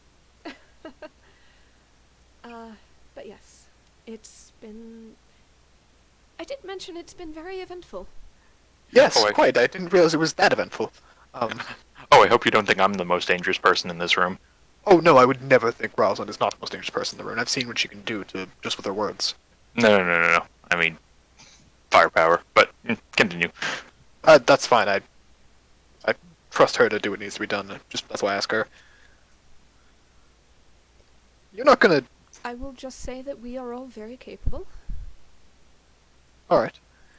I definitely believe that as a gesture to the litany of magic items that you guys are carrying. Mm-hmm. Yes, you seem Multiple to have. Super Saiyan auras on us.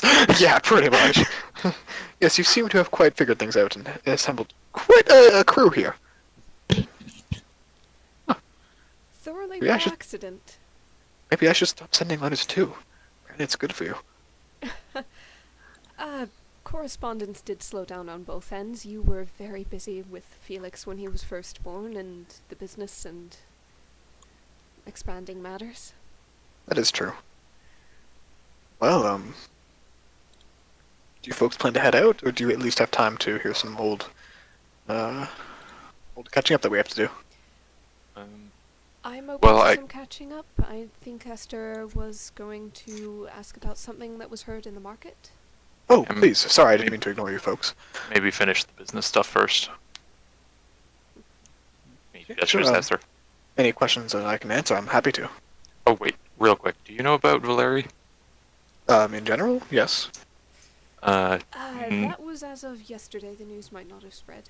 Well, that's what I mean. If he could do anything to smooth things over, then Sorry, I think I'm missing something. A total evacuation of the city. Oh, I take it the volcano? Yes. Nothing has happened yet, but something is bad.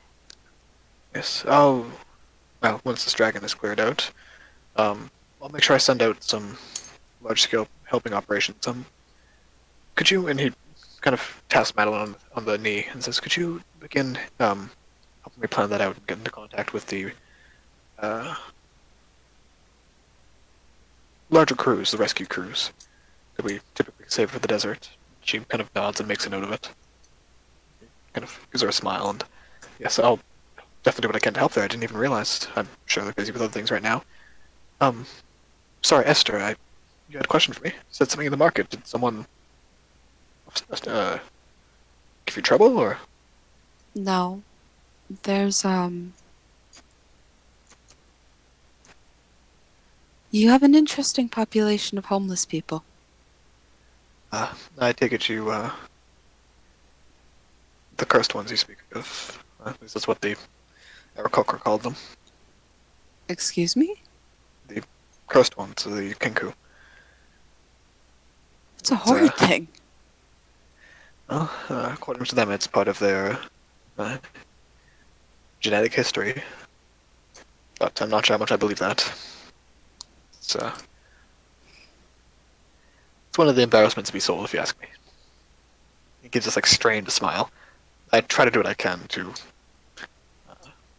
give them work, but it's difficult when my sway is so little down here. There is a ring of pickpocketing. A rumor. And he kind of puts a finger on his lips and gives you a wink. I'm aware. They're you can see this give this like false, stern face. They're a crew of degenerates and criminals, and just 3 winks. They're children. Not quite, but they do feed the children. I would like to speak to them. Get pickpocketed. That's how I found them. Yes, but you know of them. I do, and I hire those who don't wish to work in the more criminal underside. I'm not necessarily looking to speak with them. I want to speak to the children they feed. Well, you'll find it quite difficult. As you can imagine, they're very protective. I don't think I could even get access if I tried. Could you establish a meeting? I'm looking at some new hires next week after the gathering. There's one who usually brings me, and it's kind of a go-between. You can speak to them, but conversation with the Kenku can be difficult. Though it seems your daughter might be able to help with that if you can direct her skills. She's very talented. I'm sure she will manage. Indeed, and with a kind mother like you, I can imagine she'll turn out quite well too. But it's a touchy subject. I warn you that. The last time someone tried to help the Kenku in a large-scale manner, the Aarakocra pretty much shut down all food coming into the city. So it is a very difficult avenue. But at the very least, what came out of it is that many Genasi will accept a Kenku if they find one. So, We know what it's like to be shunned by others. yes, that was quite the meat of that argument. But mass exodus of the entire race of Kenku did not seem ideal either. So No. instead, they simply have some legal rights, though how often that's enforced is another story.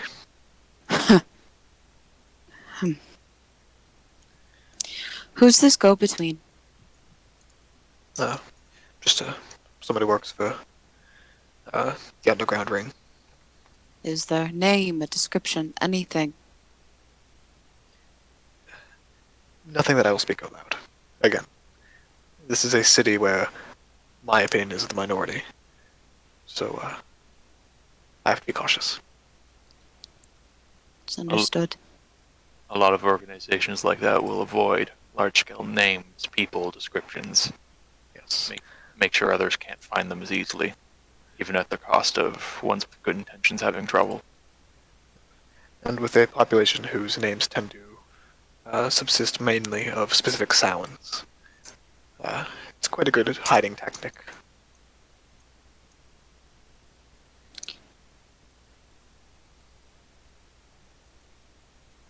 Do you... He kind of goes and places a hand on your knee, and just once more. And again, he puts on this, again, that same face as earlier. They are criminals, and I would do my best not to associate with them, and kind of winks twice again. I don't know what you're doing. He just sighs. Esther, could Thorn transmit a message to you? You've never asked before, but alright. She's asking aloud because the Fane are apparently bouncing. Okay. I'm just gonna have Thorn, telepathically link with Evert and go, basically, any words you would like transmitted to Esther without sound, tell me, I'll pass them on. And he basically explains that. Sorry, Silverfish just crawled in the wall and scared the shit out of me. He basically explains that it's not unreasonable to assume that the walls have ears around here, especially on the lower parts of the city. It's something discussed in privacy, not in a casual meeting. 1 second while I smack the shit out of a bug. Good. Yeah. There is a very different look that settles over Esther's face at that. You don't see her angry much. Obviously, in the heat of battle, it's different. It's more of a passion and excitement, adrenaline to stay alive, but she's trying very hard to reel back anger. Seething? Oh, yeah. Like Seething. a kettle with a lid on it. The people who are sitting next to her, you feel the heat radiating off of her skin. It's a wonderful contrast to the slight chill earlier of Ashta. By the way, it is humid around here. Like, crazy humid. Yeah, Talking it in is. real life, or... No, in Isol. Okay, 'cause it's also humid here. Makes sense. Rosalind, please tell him that I'm going to do everything in my power to help. And ever so politely, I would like to leave this room for a moment. Please? I'll have Thorn transmit all of that. Yep, and he nods and basically returns with, this is a matter of much debate in my circle. If you'd like to organize something larger, after you defeat the dragon, I assume wherever the dragon lays is private. Bring me there first, and we can discuss better there.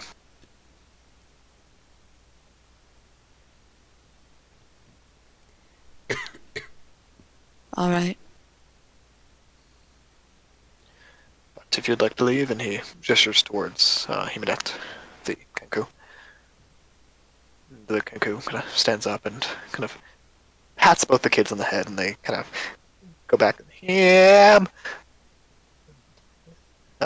Jade kind of just babbles at him again. This time it's just her voice. And Himanet will show you some air, as it were, if you'd like, or if you'd like a more private room to lay down in for a while, he can show you. Just ask him where you'd like to go.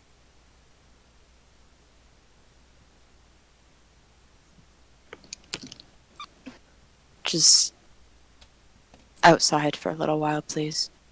Will a balcony suffice? Are there windows, and can I be seen from the inside? From the inside, yes, but it's about 150 feet in the air, so most people from below will not look up as much. I'd rather not be seen from the inside, please. I mean, we can bring you to the roof and give you some privacy. It's a long walk, I'm afraid, but you'll get That's there. fine. And you're brought up about 15, 16 flights of stairs to the roof. Yeah, she'll do it. It is a flat-cut roof. Almost looks like a stump if it wasn't like 250 feet in the air. And a trapdoor is kind of closed behind you as the Himanet Kenku gives you space. She's gonna try to meditate and call out to somebody we discussed earlier. Which one? In tune to what she was going to purchase. Okay. I will handle that in a moment. So he turns back to the rest of you and says, well, put a pin in that one for now at least. Anything else I can do to lend you a hand or give you something to do while you wait for your friend to return? Is that to the rest of the group? Yes. Um, Heck. Does Glances anyone around. have Anything? how did you and Rosalind first meet? Oh, I believe it was just a business meeting in Anther. I came by, we had a discussion, I think something about her being stuck in a tree. I walked by, helped her down. Right. I got a little snagged. Yes. Does she still climb? Does she still climb trees just for the sheer zest of it?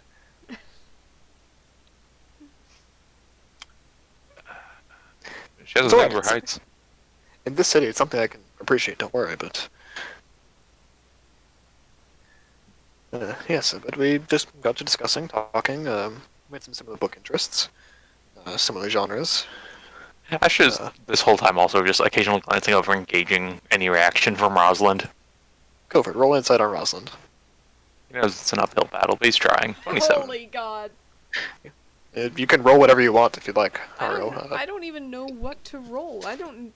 Rosalind's not actively doing anything. Yeah. I Just don't- roll one of the proficient charisma checks. Sure. I'll make it performance. Oh no. If anything would be visible on her face, just mention it. I'm just gonna say it's not so much something on her face as a lot of little, like, connecting the dots happening, as, it just in terms of similar taste, interesting meeting. He's a little bit perhaps her type, maybe even more so her type Ashton might assume about himself, because I know what he's like about himself. I can see Anyone him other than making that Ashton can assumption. very clearly see they have a number of similar features. Yeah, not identical. This guy's definitely very different than Ashta, but I can definitely see Ashta connecting proper. these dots and going, "Oh, he's a better version, without all of the rage, without the roughness."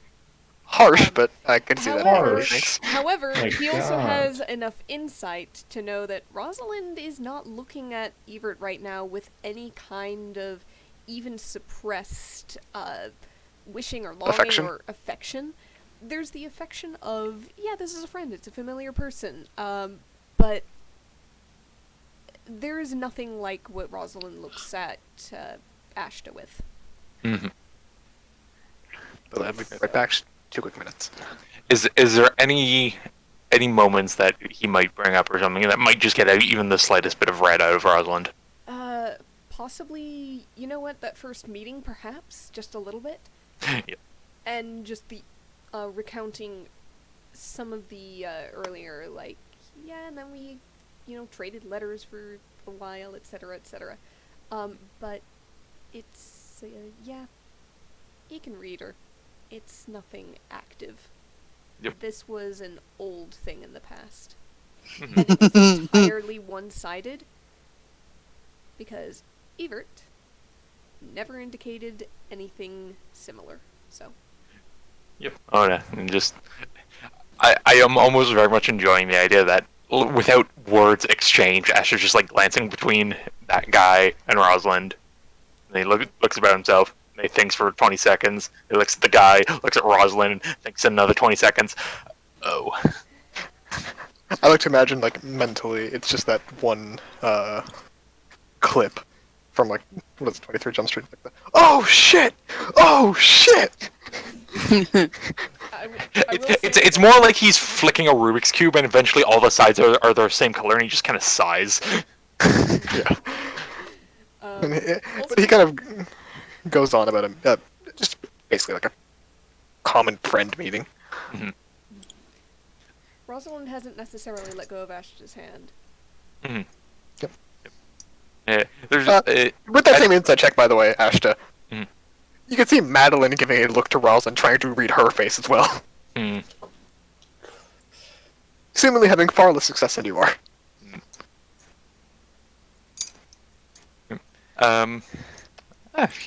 he'll just like he wouldn't try. He's no good at this. That kind of thing. I was gonna say he gives like a reassuring look to You the can wife, certainly try. no, but he will. Like, he'd go. Maybe I should. No, I shouldn't. I'm just gonna scare her. I've been practicing my resting bitch face for 90% of my lifetime.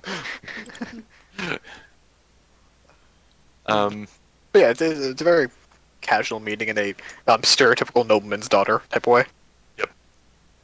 And eventually there's like, if there's any sort of lull in the conversation or change of topics where Rosalind isn't being directly like talked to or anything, there's just fade over. So, old friend and nothing else? Yes, old friend and nothing else. Currently, at least. Insight. Go for it. Actually, you trying to hide your Knowledge. not knowledge, but like Oh no, he's trying to get Rosalind to admit it. okay. He's going to be like, oh yeah, okay, now he is. And just like, I guess things change over time, huh? She's just trying to figure out if, like, Ashta has actually guessed. Yep. I don't think he's holding back at all. Alright. While that mental conversation is going on, he kind of turns to you, Xenia, and he goes, "So, I might ask you a question, Xenia. Go for it. I heard something about you being split in four. Oh, I God. feel like on this drink. I'm going to assume that that's not as gory as it sounds. No, it was like if, I don't know what way to say it. So, are we just going on the assumption that the Duke has told you pretty much everything that... It's you folks are a topic of discussion, and when the Duke mentioned it, I connected a few dots. Yes.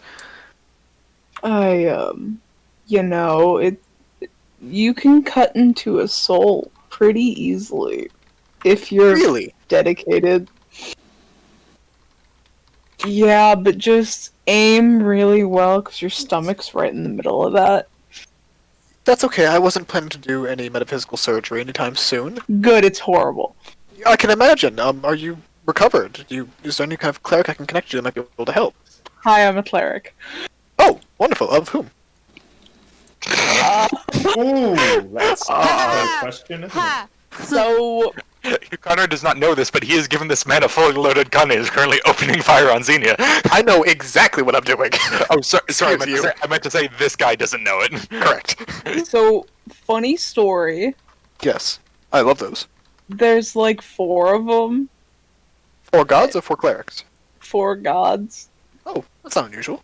Well, 2 of them are from the Seldarine. All right. Which one ones? of Coralon and And he like Moonbow. coughs into his coffee. I'm sorry, what? Well, my brother was the first cleric of Coralon, technically. But I have What? No, hold on. What? Excuse me. No, Yeah. you're joking. No.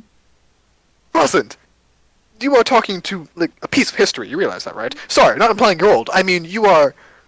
Excuse me. To Madeline's explanation to me, she's quite into her elven heritage. I'm not as knowledgeable as her, but if I'm not mistaken, the first person in something like 14 to 15,000 years. Oh, that was my brother. Sorry, the second. My apologies. Yeah. Or is Like it second, third, fourth, and fifth, technically? Well, there's. Just wait for it, man. We got Coralon and Moonbow. Oh, two very interesting. The So- Raven so- Queen. All right, an unusual one, but not unheard of. And Lolth. That's concerning. Hold on, what? Asha is gauging the reaction on the wife's face this whole time. She is just like slack jawed, very like bobbing the two kids on her knees, and just like looking at you like, excuse me? I sort of had a metaphysical issue by being offered to be sort of a cleric or a paladin of all of them at one point in the past, I'll say 4 months. All right, separately or all at once? Separately. But Interesting. then I couldn't decide, so I split my soul into 4 pieces in a partial mental breakdown of indecision. So you've been offered homage to 4 separate gods, one of which has, to my knowledge, almost never done that before. Did soul surgery on yourself. Yep. During a mental breakdown. Yep. Successfully, might I Yep. add. And it came out the other side, I assume, whole? I have 1 soul, like it's whole. Is it the one that you started with? I think. Okay. Secondary question. I hope it's alright. Can I please get someone to write a book about you? No. Okay. Wow. What about a stage play? Probably. Okay. Rosalind, shall I send you, I know this wonderful playwright. I could send it to the William cafe. Bates. Okay, wait until all of this is over. The dragon? No. There's some looming stuff. I'll the let war. you know. Okay. I will let you know when there may be a good time for it. However, I would leave that decision up to Xenia, as it is their life and their story. Oh. I have Oh, of sending. course. I have sending. I'll let Oh, you know. do. But I Wonderful. need you to have a couple romantic subplots with the secondary characters as What well. what kind of play would it be otherwise? Of course. But I don't know what kind of boring plays you go to. we'd have to mix it around so people die in Act 1, Well, of course. and then Act 2 is like slightly better. I'm sorry, Because but then I'm I'm a cleric. I'm a man of drama here, alright? I know how to make a compelling play, and I will take as many notes from you as you wish. Purvis is kind of like staring. Who the hell at would what- write any sort of story about our anything? Who the Any of hell us. would write a Yeah, story who about do that? historical figures? Like, who would put that on the stage? That'd be boring. That'd be so Even if you boring. played it up a bit. Yeah, I know, Make right? it a musical. You want to know? You want to know what our group needs? Hip hop, Stop. No. It's- Luminescence, a Panasian And- musical. Oh my god. See it now. Stop.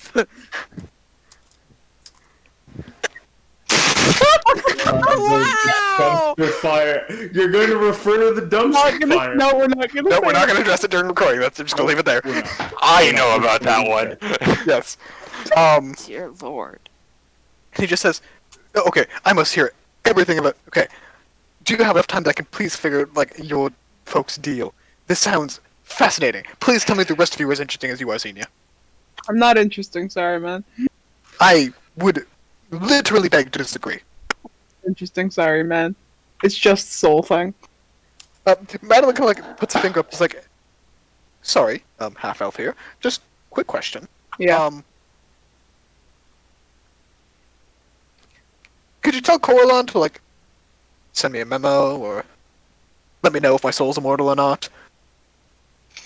So last time I really got in contact with him was to jokingly invite a god to a hero's feast, and he came. And then he left right away. So you had dinner with Coralon. Well, he just took some food and I think we left. did. I guess Okay. that's sort of It's more like he stole the leftovers. So Coralon stole your leftovers. How good was this meal? hero's feast. I don't know that word. I'm a very powerful spellcaster. I certainly believe it. You have 4 gods to call on. Very powerful spell. But let me try and hit him up real quick. Alright, go for it. Roll a D100. I mean, Mm. I was just informed Astro that bristles. Nope. Oh. That wasn't a divine intervention I was asking you to roll. That was just a D100. I have 26. There's this, like, breeze, and you see Madeline's eyes just, like, glaze over for a second. Oh my Uh-oh. god. Uh-oh. It's a feign just to everyone. He's like, can we stop summoning gods? No. I have no. Take my sword out, but I currently have no strength to use it. So, Typically, you can use wisdom. he doesn't know that. Yeah, you do. You learn magic stuff when you do. Yeah, you were basically given, like, the PowerPoint to your own magical abilities when you got them, because you didn't grow up with them. But still, it's not as good as what my strength was. It's still like a +8. I want Anyways. a fucking So it's sword back. what is it, still like a +13? It's 13, but I want a plus 15. Off. You got a +2. Just give yourself blessed, it's the same thing. Phew. Gesundheit. Anyways. Whale of sharpness. Good. You see, I keep forgetting his name. Hurt? Everett.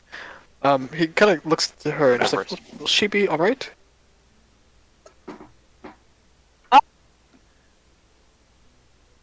I'll find out. Just another thing to Corlin, is she gonna be okay? Like, did you fucking kill her? You don't get a response. Rainbow, did he fucking kill her? Roll a separate D100. Oh my god. What is happening? Mom, Dad said talk to you. You don't get a response. Oh Where's lord! the queen? Roll a D100. Stop! Did y'all kill his wife? Stop it! No. You do get a response from the Raven Queen that just says, no, I think he's, Oh. What's he doing? Oh no. Fuck did he do? Well, nothing bad. Oh. You may consider it bad. What happened?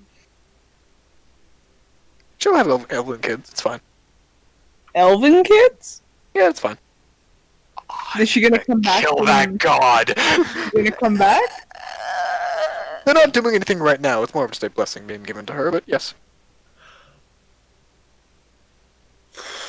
Everett? Corlon, the Yes? milkman! Coralon. Oh my god! Man. Oh god. You're not gonna believe this. I don't think I can disagree at this point. Don't wanna say Coralum fucked your wife? It's called Get the what? deception. Oh my god, are you But there's a blessing going on, and you may have an elf. Oh, she's been trying to figure out a way to adopt one for years. Oh, okay. You're He's so nonchalant. Oh, What the just kid- had the immaculate conception? Even Joseph. That's Bitch. literally an immaculate conception, dude. Oh, we're trying anyways. Oh my god, He's what gonna the like look fuck? over to Ross and just go, "Who the fuck is this man?" I don't understand any of this, honestly. It's just gonna just slip down in the chair. I assumed that the blessing Fergus is gonna was slump that down in the chair. Like that Everett and Madeline would have a kid and it would be an elf. I did not assume that Coralon was having offspring right now. That's kind of the implication, that the next kid that they have will be an elf. Yeah. Okay, that's what I was thinking. was Xenia going on. always takes it as Coralum fucked your wife, and it no matter the context. Yep. It's Coralum fucked your wife. Rosalind, please speak reason right now, because that's just angry. Rosalind doesn't know enough to speak reason. I'm sorry. So like- try and have a kid. It's gonna be an elf. I'm gonna go before someone kills me. No, please. What is hey, happening? Mm, Um, mm-mm. Please, I've already lost one of your friends. I don't want to scare them all off.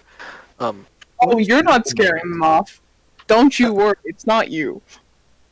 Just like through the head and says, Ashton, I can practically see the steam coming out of your ears. Are you alright?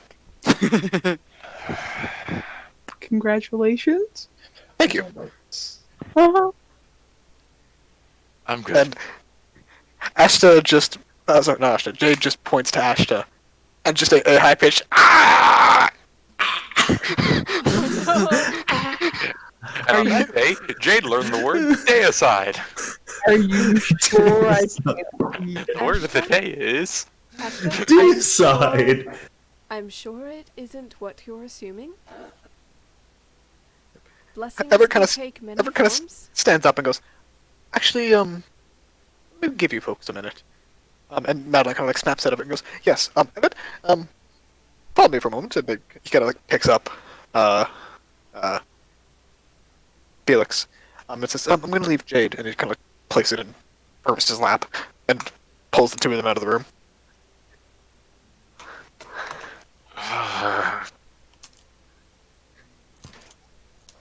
All right. I have a feeling that you're assuming something, and that might not be the case. I'm uncomfortable with this thoroughly. You do It's have a child impressive in your how lap. uncomfortable I've become with this. Uh, Can we leave? just go over there and watch Jade for a little bit. I'm going to speak with Ashta. It's rude to just leave while our hosts are elsewhere. And Esther is Your still prerogative. somewhere. He's going to It's a spacious room. You dangle a can- very. He's going to pull out a very shiny potion that does nothing. Potion Basically, of glitter. just colored water, and just like a small vial of it. Hand it to Jade. Jade immediately starts floating the water out in bubbles and making shapes with it. All right. Now, just because something is implied does not mean that it is the case. Ashton, you hear a whisper in your mind in a familiar flamboyant voice that says, remember, you speak to them at some point.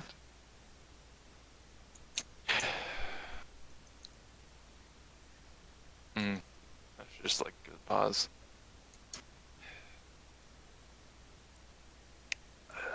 Xenia, Yeah.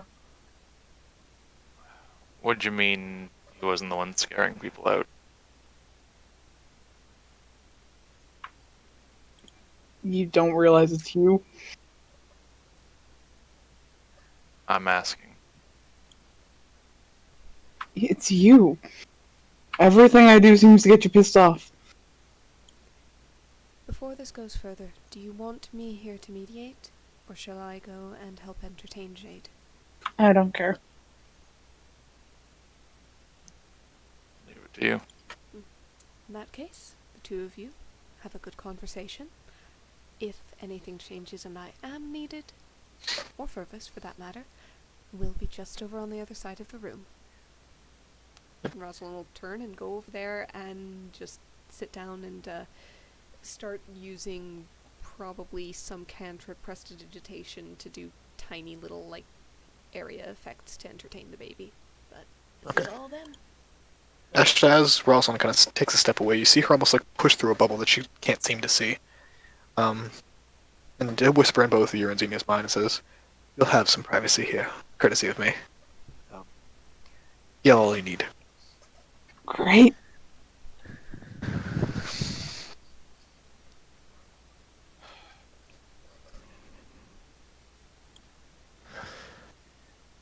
I don't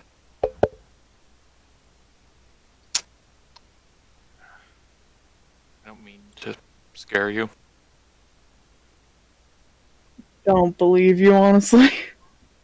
I don't mean to legitimately to make you afraid of me. I take far more umbrage with the gods, and not even them as a whole, but the sides of them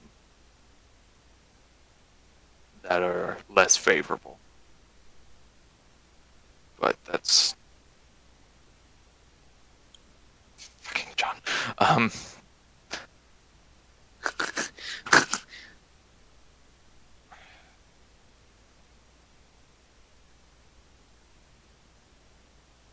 sorry. Okay. For what? I don't need to apologize. It's you. I want to. Oh, okay. I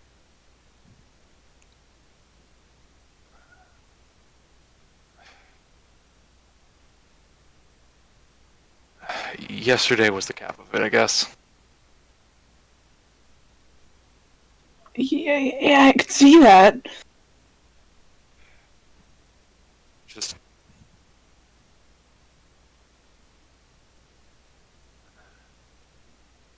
let me have it. Everything you're thinking, everything you're wanting to say. You've been even more of a stuck-up asshole these past few times than the past months we've known you. I get it, you're stressed, but every single time we try to have fun, or one of us tries to have fun, I'm gonna be personal about myself, that I have to go off alone and not tell you what I did. Do you know what I did when we were in Valeri? No. Yeah. There's a reason. I stopped telling you or any of the party things a long time ago, because if I told anyone that wasn't Rosalind, and then once you guys got together, you were gonna find out and you were gonna yell. I've become a cleric, something I was trying to do for such a long time, and in a very bad mental place, and I get scolded. I split my soul, and I can't control 3 of them or where they are, and I'm still in the middle of some blame. Which, yeah, I deserve it, but you don't think about what builds up to those points, Ashta. You just see the boiling points, and you don't stop and think about the simmer.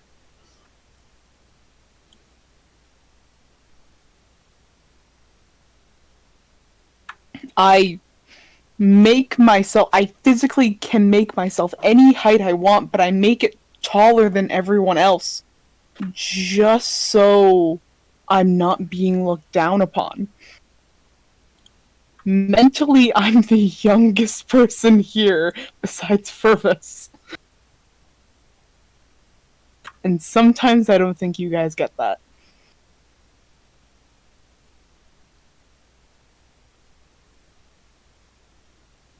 Your brain, well, human brains finish developing mentally at the age of 25, and I am mentally at the age of 19.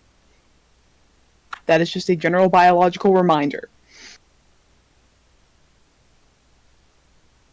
And I felt, I'm gonna be honest with you, I felt really alone these past few weeks. So, I don't know. And I've been dealing with it and been with Sammy, or trying to cook better, because maybe then someone will realize I'm there to provide.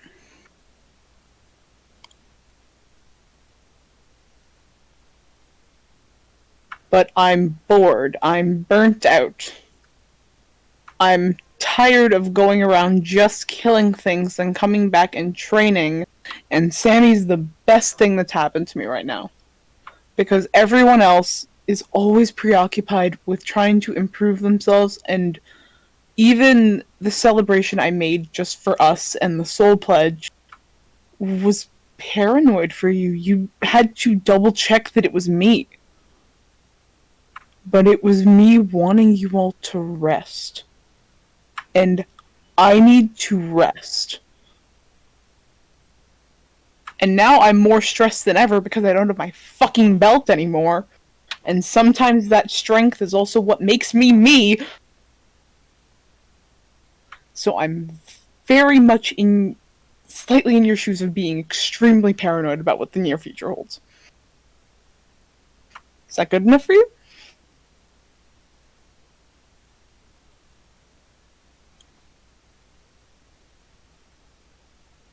It's not about being good enough. It's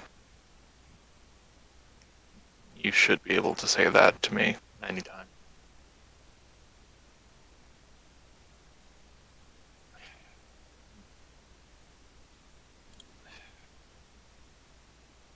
I'm gonna try to say something back. I don't mean it as an excuse for any of that. Guess I just want to let you know where I'm at. That's okay. I've wanted to check in on you for a while because sometimes I think that maybe Rosalind has all of it, and like the rest of us don't really need to ask how you're doing. And yeah, just go for it, dude. When I made you all make that pact,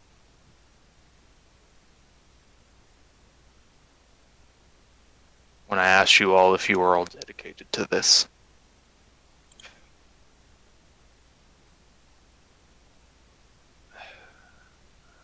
I guess I was operating on different assumptions. I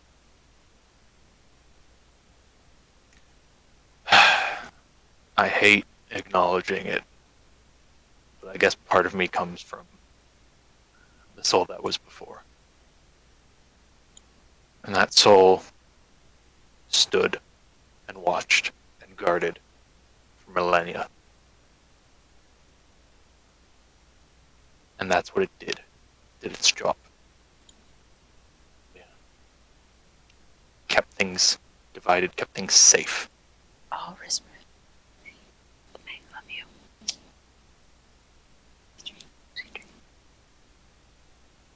And I guess I operate like that too. We're fighting a war. I have a hard time seeing room to relax, room to ease off. I take that time while I'm doing something else. And I take that time with the knowledge that things are taken care of, things are safe, things are as well as they can be, or that I'm working to make them better.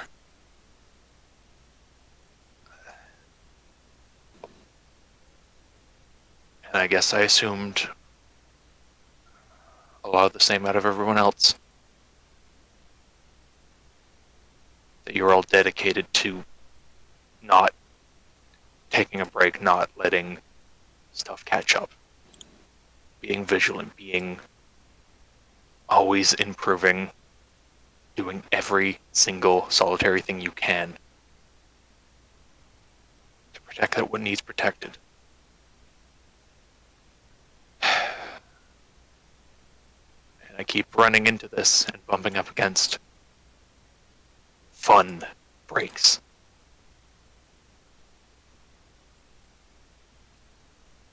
Relaxing back. Going off and doing other things.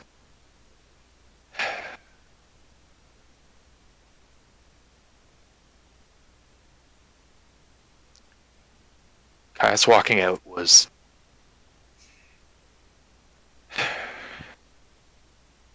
felt like a kick in the face of what was said that day. I know it's better for him. And I'm getting that same feeling again and again, and I guess I'm trying to figure out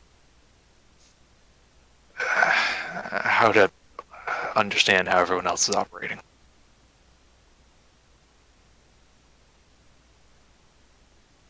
My old guard, it was a lot of the same.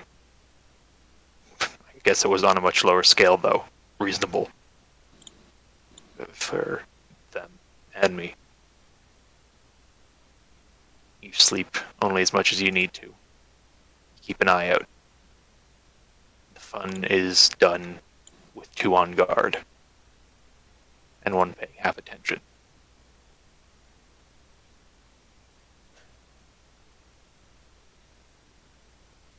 But that's just guarding carts, waving off bandits. This is dealing with a lot more.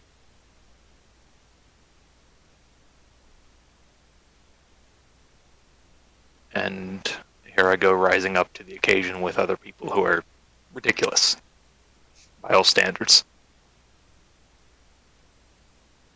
Proved that about 10 minutes ago.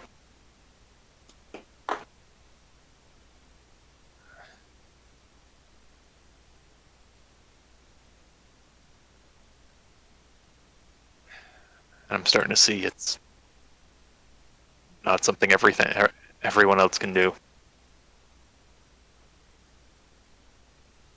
Keep going, keep improving. It's what I do. It's what puts me at ease. It's my relaxation.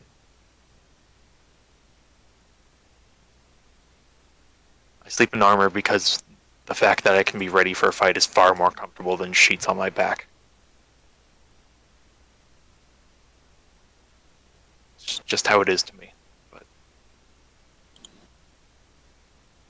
I guess not everyone else wants to sleep in chainmail. No, and dude, you really should take a shower one of these times. I do.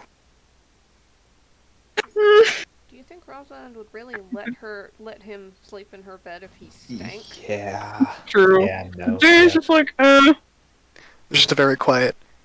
At the very least, I prestidigitation him. Love is blind, Thank but you. not nose blind. Not nose blind. thank you, Raylan, at least. Prestidigitation is not soap. Nope. It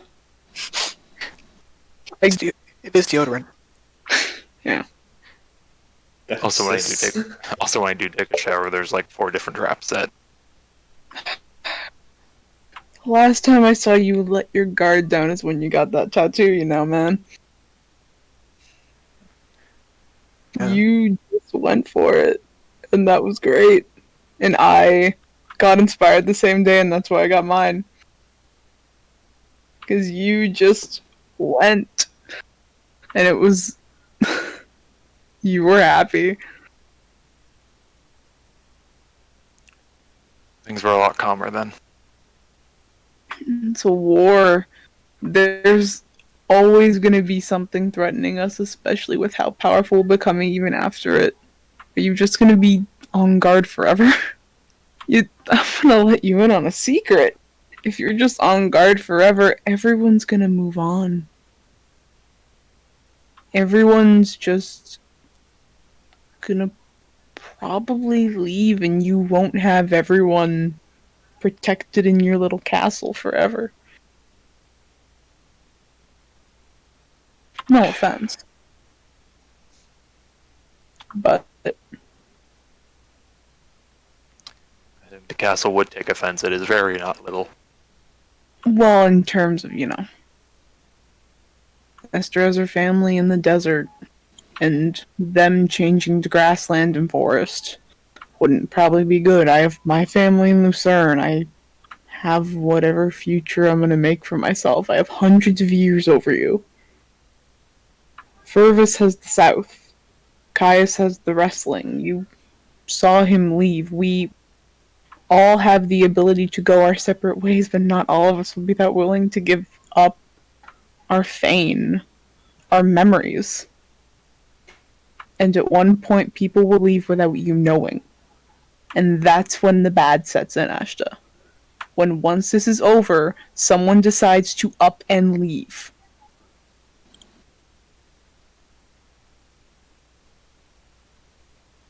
You act constantly like a guard, but we all know you're our friend. But sometimes we want you to have fun with us and be a friend too. You saw back at the army camp with the general, those guys were still having fun when there was a looming threat of Sagittarius coming to kill him real quick. People still are able to be happy in war. Especially us being as powerful as we are, we have a good chance of, even if we are surprised, still pulling through. But ours just isn't just a regular war, is it? No, but in general, honestly, war is war. It's just a degree of size. Tiny little scuffle, you can still have fun. Huge planar conflict, you still can too. We all appreciate you wanting us to be safe, but being safe isn't just corralling us.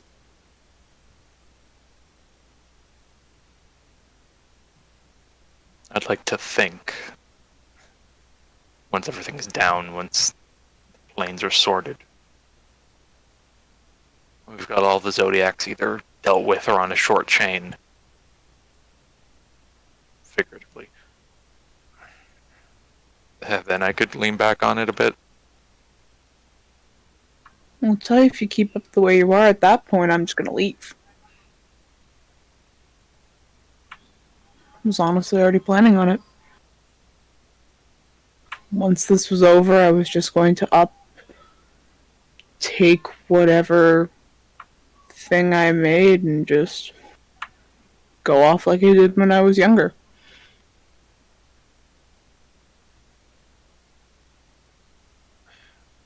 Then help me explain this, because I'm clearly not very good at it.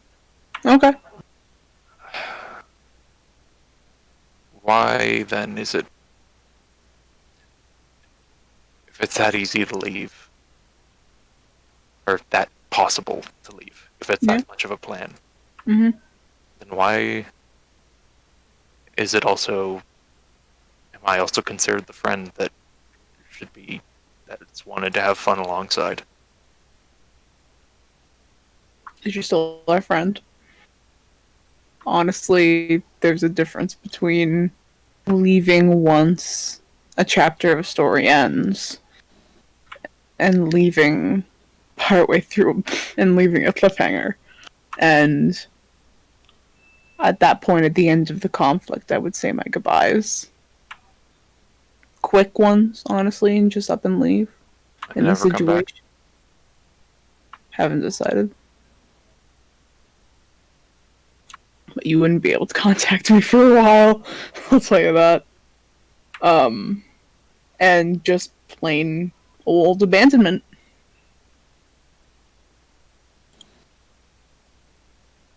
You're still our friend, but we just want to see the friend side of you and not the working side of you because you've literally been working for months straight.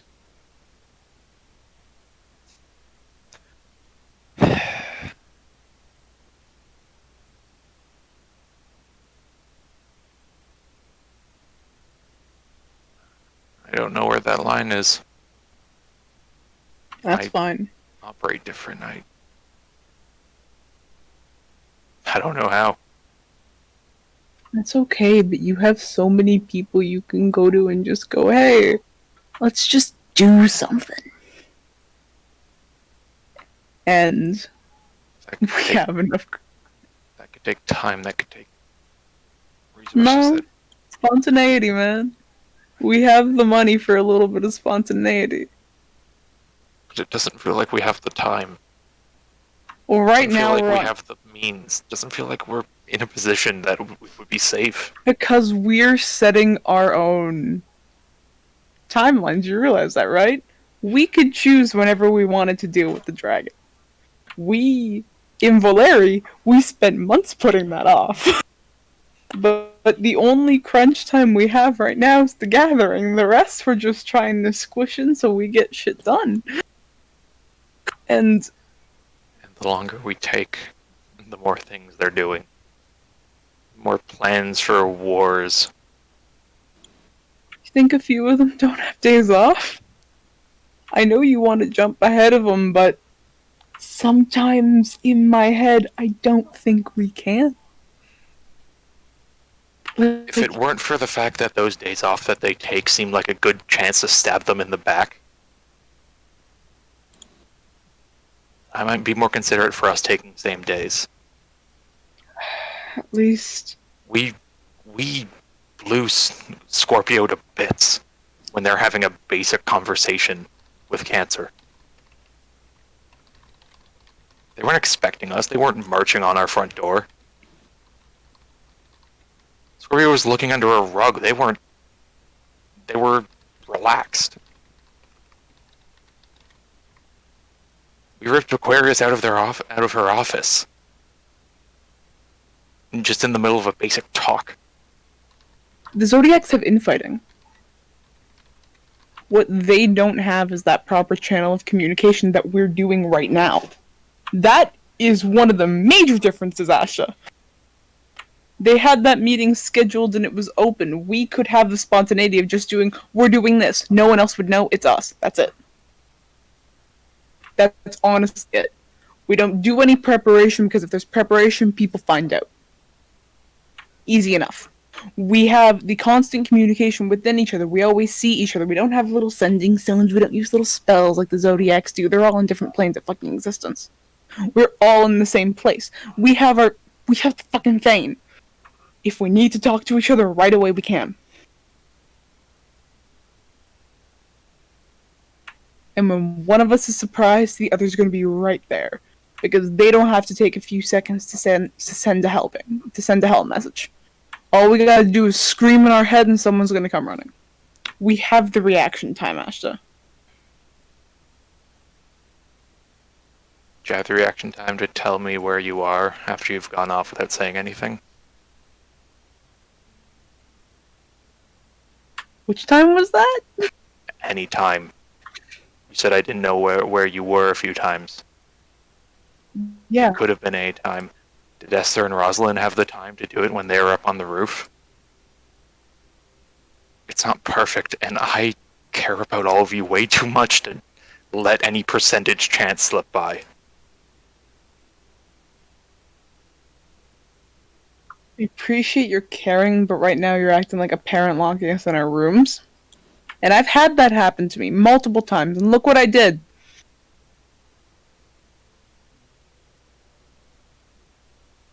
I ran away. Told you I'd stop running, but... God, you were a brick wall to get through. As much as you care about us and want us protected, we care about you and want you to not feel anxious all the time because of how bad it is for you. We want you to spend time with us.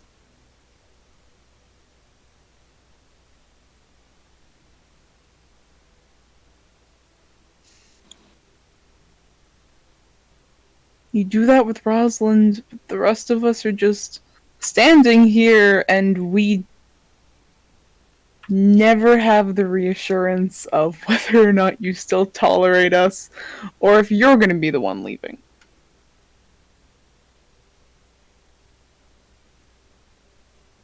Because for the last little bit I've been seeing this as a job. And how I see jobs, the minute I quit, I will. The minute I can quit, I will. I messed up that wording.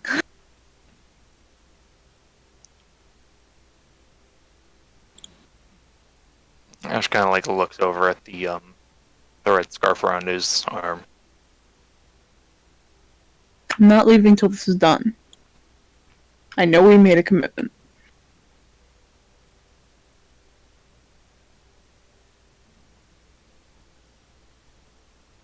I just put more credence on it.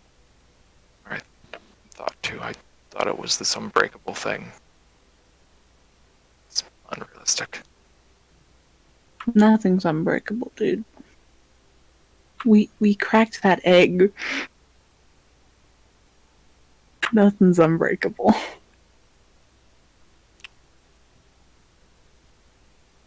And I love Rosalind 2 bits. You love Rosalind 2 bits. But, in essence, this is just a piece of fabric. What's actually holding us together is us caring for each other and doing this. And also letting others go. Like Caius.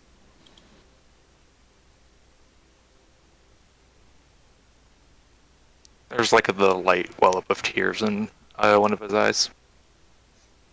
Nothing's unbreakable. What the hell have I been trying to be? see I'm Rayla try- actually float up and start dabbing the tears on his face. You've been trying to be strong, which is extremely appreciated, but you've been trying to be physically strong.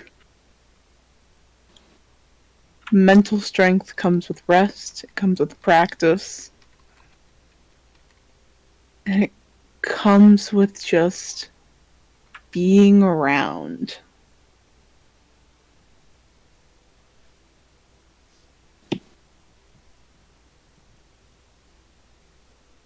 It comes with having a conversation and not immediately going to scolding someone.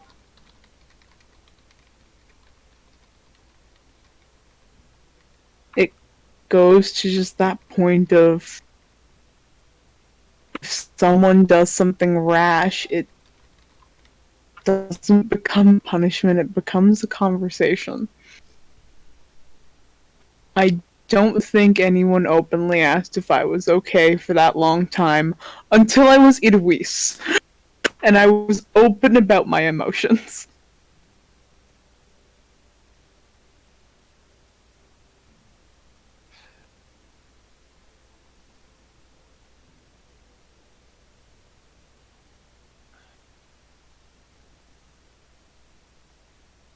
Can you help me Help you, be like, better at this? All of this, I buddy, I'm not that good either, but I'm a little chaotic, so think that's all I I can need. do that. Worked once, and he kind of like picks up the fairy by the back of the shirt. She's like, oh, come on, you could at least give me the dignity of sitting on your hand. Puts her on the shoulder.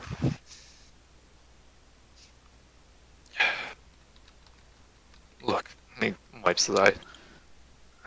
Like I said, I don't work just the same. Yeah. I Well, I need don't to. work. I need to be better about this, but I don't think I'm ever going to be the. I don't think I'm ever going to be able to relax the same as a normal person. It's just a very quiet. That's what I have drugs for. Rayla, shut up. I'm just saying. Rayla, shut up. Where'd you get more of those? Shut up. And like that, and he picks her up and flings her into the barrier. Yep, Of zones. she bounces off it. Ha! Putty soul, bitch. Hey, Rose, can you get Rayla out of here real quick? No! She gets pushed out. There we go. You Thanks, guys man. watch as Rosalind first. You watch as Rayla tumbles out of the air towards you guys. Ah, got kicked out of the meeting. Yeah, I made a joke about drugs, and they weren't happy about it. Oh. Which seems to be kind of ironic, considering the point of it is how he needs to relax more and not immediately You scold people and punish them. shouldn't be making Rayla. jokes about drugs. No. It was a joke. The whole shouldn't. point of the conversation is he needs to learn how to relax, and I made a joke, and he threw me out of a barrier. It's Not Xenia through. It's not. Taking it through. He threw him. Not He about threw her at the barrier, that. to be fair. There are certain topics you don't joke about. Yes. I feel like that. Some Hey, jokes are. hey, Jade, watch this. And she turns into the smallest hippo you've ever seen. Have Sippo! Oh, Hippo! Anyways, Yeah. Xenia's gonna be like, see, what we don't do is do what Rayla does, and we do something called boundaries. Because they still exist. But we can start slowly, set the boundaries, see what you find interesting. You don't draw anymore. haven't had time to. Yeah, you do. You just spend it clipping through the floor. But if I can get. He like stops himself. Ah, improvement. No, just realizing a lot of my reasoning doesn't know what else to do. Well, we could make a list. Something you can look at of what Ashta does when Xenia says he should not train and should be resting his brain. We'll make a short name later. Because now you can have time to draw. You do always. It it's like work and training is. You could see drawing as training. See learning to cook as training. It's all training, but it's fun. It's not necessary, but it's there. What happens when I have fun with the other stuff too? That's good. But and you can still do that, but not all the time. Because there's something called burnout, and I don't know if you've hit it yet, but I've hit it like 4 times. I don't know what my capacity is for that, but Well, like I said, I think I get some stuff from the last soul. you have some persistence in you, which is great. Either that or I used up all my burnout when I was a drunken mess. That's what burnout is, but not as bad.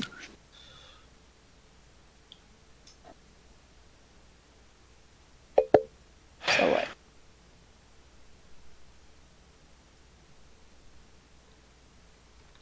It's a balance between doing stuff that's fun and doing stuff that's training. Maybe if we have like 5 hours off, you can spend 3 hours getting stuck in a wall, and you can spend the other 2 drawing. I don't get stuff. Okay, I've seen your arm sticking out before. Don't lie to me. it's progress. Yet you're doing great.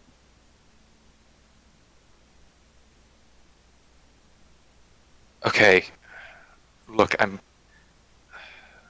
thankful. I don't want this to be 100% give on my part, though. Can we tone down the god summoning? I You're a cleric. I'm happy for you that you've been able to do what you're trying, but did you intend to do it this much when you were aspiring to be one? kinda. I I sort of saw gods as my only friend growing up, so it's sort of like asking my friends to hang out. but as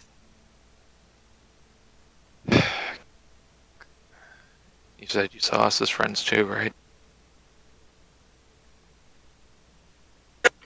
Hmm. Yeah, but everyone's been really busy, so And I've I'm been. saying I'm working to fix it.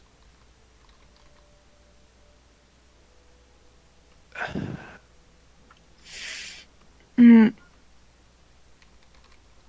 Okay. I want to shift, I want to be better, but like I said, I don't think I'm going to be able to react completely. Not to the extent of, he does air quotes, normal people. Oh, none of us are normal, sweetheart. Managing expectations, I guess. But on the other hand, I don't think I'm going to ever completely trust a god either. That's fair. You shouldn't. Yeah, there's So one of mine you should trust, but you know. So at best, I'm going to be thinking that you're just doing the equivalent of walking up to a stranger on the street who also just happens to have the ability to lead you with a thought. Yeah. Also, it's not really summoning; it's sort of talking to him. But I'll tone it down too. Just if my planar senses are right, there was like 3 in a row. Yeah. One of them wouldn't answer. Is that not excessive to you?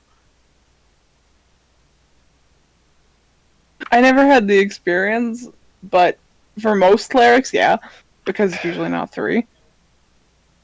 Right. So, like you said, we're anything but normal, but hedging expectations. Uh-huh. Being on We're trying to the be closer verge. to normal. You right? are. I'm just trying to keep my friends.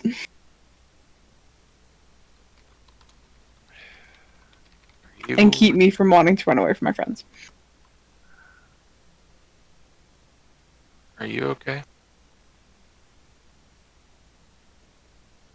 I don't know. I've been sort of too busy to think about it. But yesterday I passed out at literally 5 in the evening. And I think I actually slept. That's Um, good. I don't know. My trance is You technically just can't force yourself to it. yeah, You're capable of sleeping, just why would you basically? exactly. I Hey, we don't need that reasoning here right now. you don't need it. I don't That's want the logic basically. it. The pillow fort helps a little bit. It's just sort of my little protection land where I can just go in, and if I need to cry, which I do a good amount, but it's okay, I cry. And then Rayla comes in and she goes, "Yo, you good?" And I go like, "Eh." And she offers me drugs, and I kick her out. Okay, after all this is said and done, can we also have an intervention? She's full fate. You won't change it. You can't. Again, I get a lot from the soul. Oh, where? Yeah, we could try. The whole running thing there's changing a Fae. Yeah, but Wait, out of character, does Zinnia know about all that with Watcher and Passion? I think that we Oh! glossed over a lot. Ty of put it. two and two together. Ty just put two and two together. Oh, because Rosalind's message? Yeah, because Walter and Passion. Mm. Okay, I guessed it, but I'm like, I didn't really know. Well, that's the names. I know, but you know, Sure, it's not just addition, but anyways, go ahead. I know. I think that for character knowledge, I think that the general overview of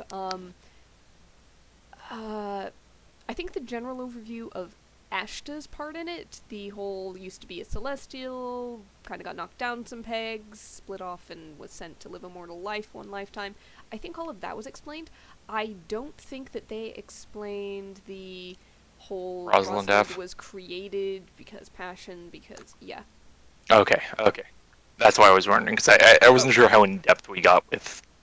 We the very sides. specifically did not mention the soul bond thing. Yeah, I remember that. I just because it was past that, I wasn't sure. I think that's how it went. I could be wrong. Well, it is now. Yeah, it was vague anyways.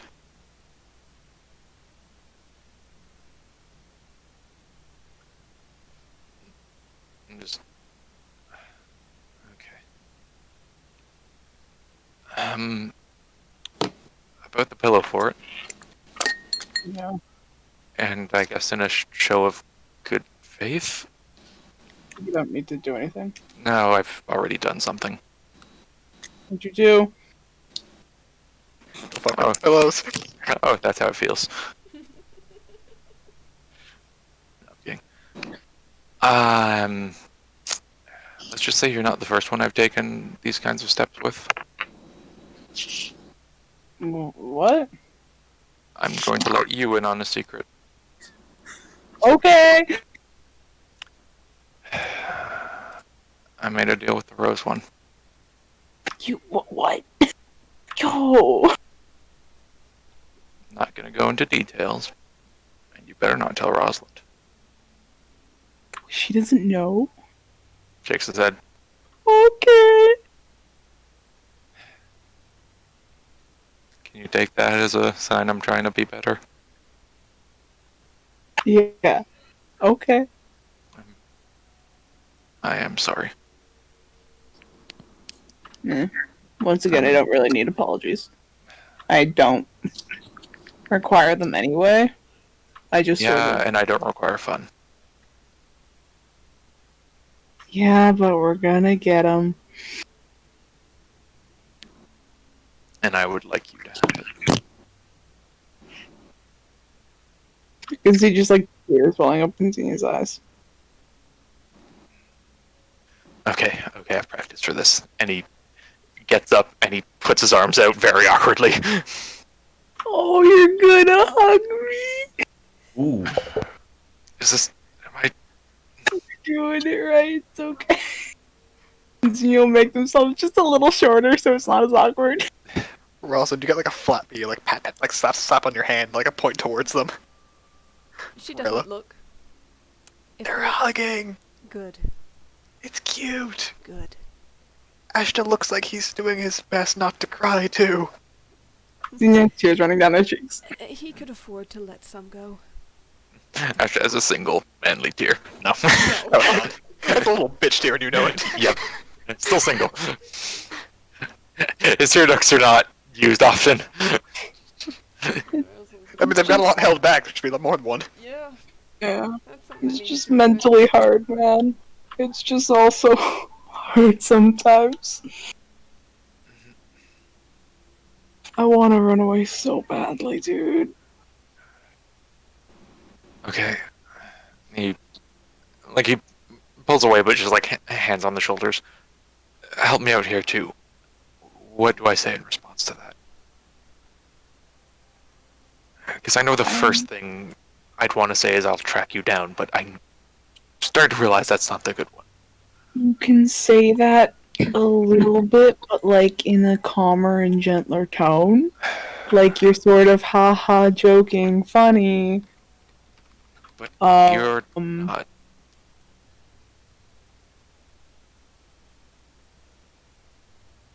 uh, Unless I've got this wrong, you try to phrase it to be funny to avoid some of it. the running away or the response? Yes. I wanted it to be humorous, but I'm genuinely considering it. Cause like, I could just help out in Lentiel and be closer to Sammy if I wanted to. Sort of like what you did with Rosalind and being a personal guard. Okay, I'm gonna try something else. Okay. I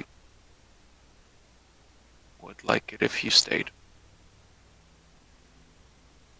That works! That's a good response.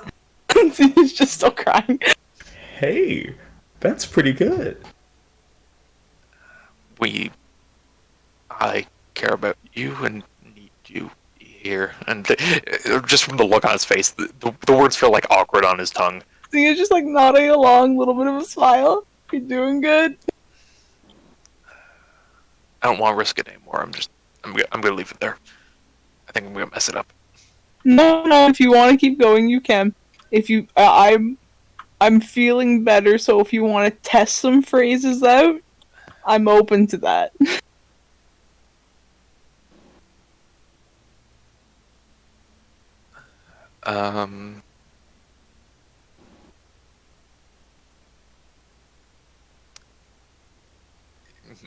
He's again. There's like the steam coming out of his ears.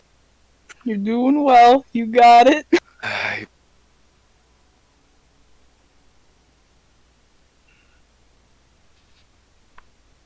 Please don't. That works. In most occasions, that like it's something you don't want them to do. That works. Just as a general thing.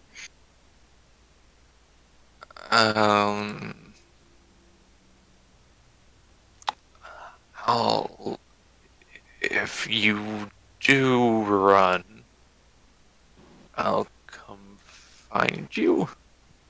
Little threatening, but like you're on a cusp. I think you're finding that little good bad. I'll kill everything in the way between me and you. Nope. Okay. We don't use the K word. I won't murder. Not the M word. Hunt. Not the H word. Murder! It's not slaughter either. Nah, that's an S word. I so man. wish Rayla was inside this fucking barrier. Yeah, I get fucked. Yeah, we kicked her out. We kicked Conrad out of the conversation. That would make fun of you guys in the DM chat. Great. Cool, it doesn't completely interject the sentence.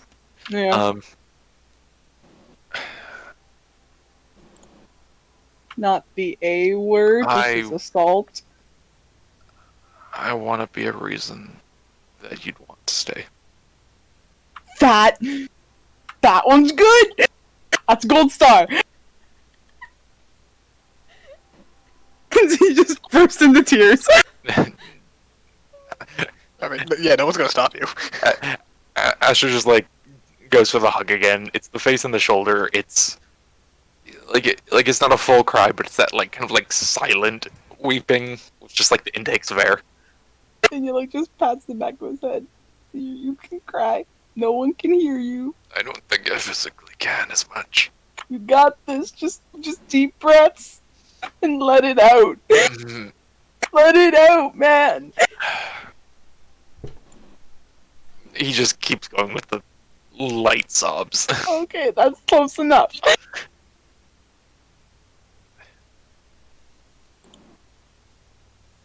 You're good. Are you okay? Because I know you were really stressed when the entire Rosalind thing dropped back in the Underdark. And you asked me if I was okay, and usually the response if someone asks if you're okay is to ask them back if everyone's not mentally a mess, but we're already there.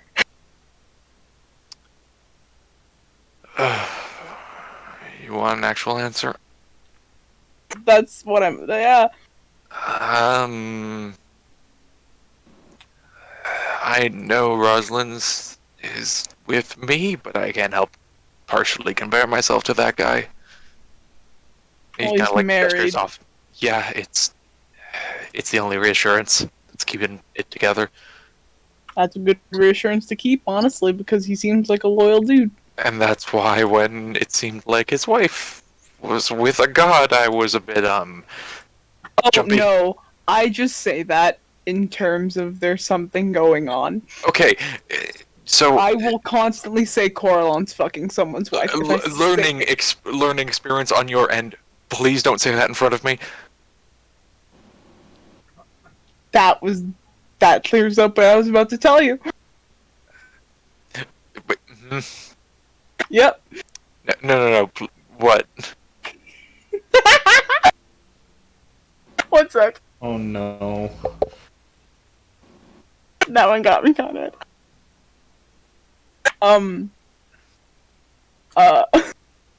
Well, I was gonna say, if anything godly happened, because your girlfriend's sort of fayish. I was like, just a heads up if I ever accidentally say it. I don't want him talking to her, because he's great and all, but you don't know what's going on. So, full disclosure, I'm never gonna say. that is a quick way to get either me or your god killed. Uh-huh. So if you're looking for that, I was gonna say something self-loathing, but I've grown from there. once again, I can't wait to say it to Guriel. the soul thing is You're runs strong in places, and I don't like it. Oh, don't worry, I'm an elf. I'm pure chaos sometimes. Sometimes. Yeah. Sometimes I'm trancing. You're right. Yeah. I know. Sometimes I do accounting. I thought those two last words were together.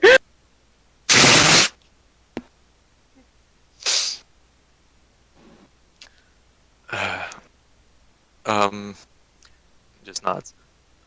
Okay. So yeah. I mean, I guess I request you Don't say someone consider Coralon's. my deicidal tendencies. I will consider. hate my DM. This is the reason Rayla isn't here. I'm so easily giggly. Um, I will consider that part of your old you wanted to kill gods, but I will say you grow from that. I can say None, I still none have. of my past lives could cook. Look at me now. I've That's a fairly big jump. downgraded to wanting to like assault some gods. Okay, then I'm gonna say that maybe instead of drawing for a little bit, we try and focus on anger management. Against gods. No. Maybe stick with the drawing. For now. Well, I guess you'll have to stay around to do that then. I hate you. There you don't. Oh, you're right.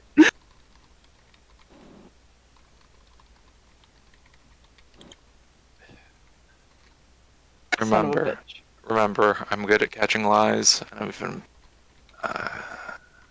I'm even better at remembering things people do. And what you've done is be a good friend. Gross. Did you pick that up from Fervis? Yep.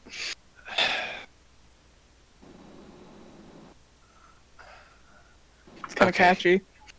Okay. Look, I'm just gonna bang the rest of these out. I am horribly conflicted about whether we should have that kid brought along or not. Taller than you. My statement stands. He's taller than you.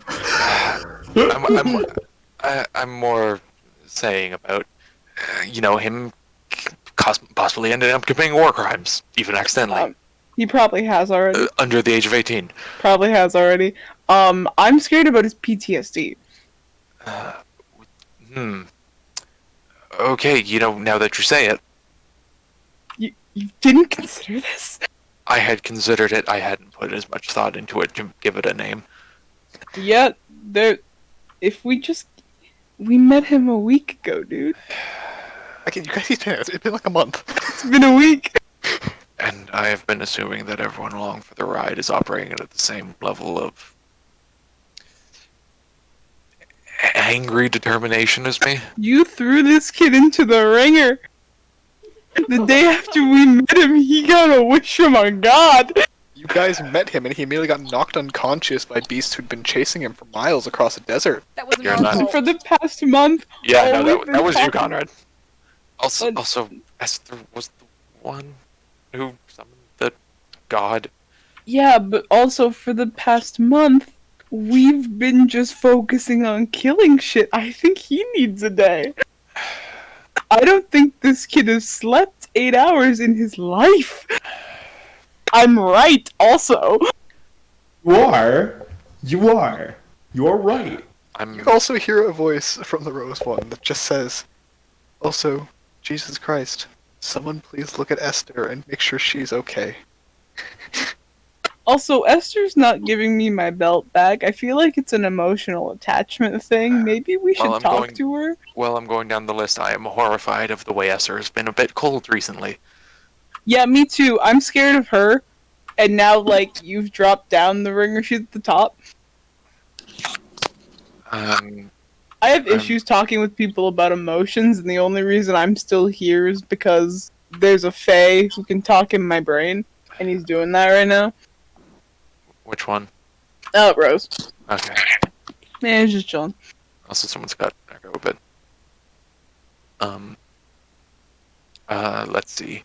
Rosalind's okay, right? Oh, I'm horrified that I am nowhere near good enough for her. Oh, she loves you, dude. Again, like that guy was only like a reaffirm. Like he just looked like me, but more proper and cleaned up and not worn down by. I vaguely remember her saying she liked the sort of knightish type. So you may be fitting in a little better. Really? The armor is a hell of a look. The armor, honestly, no offense, makes you look like you have pecs. Oh my god. Jesus Oh, Christ. I've been waiting for one of these to get Ariel. I knew one of them would. Yes. Like, Damn, Ashta, you got them titties. And you guys say I'm bad. Let's keep it in the chat. I see. Well, We all know I'm bad. Everybody knows this.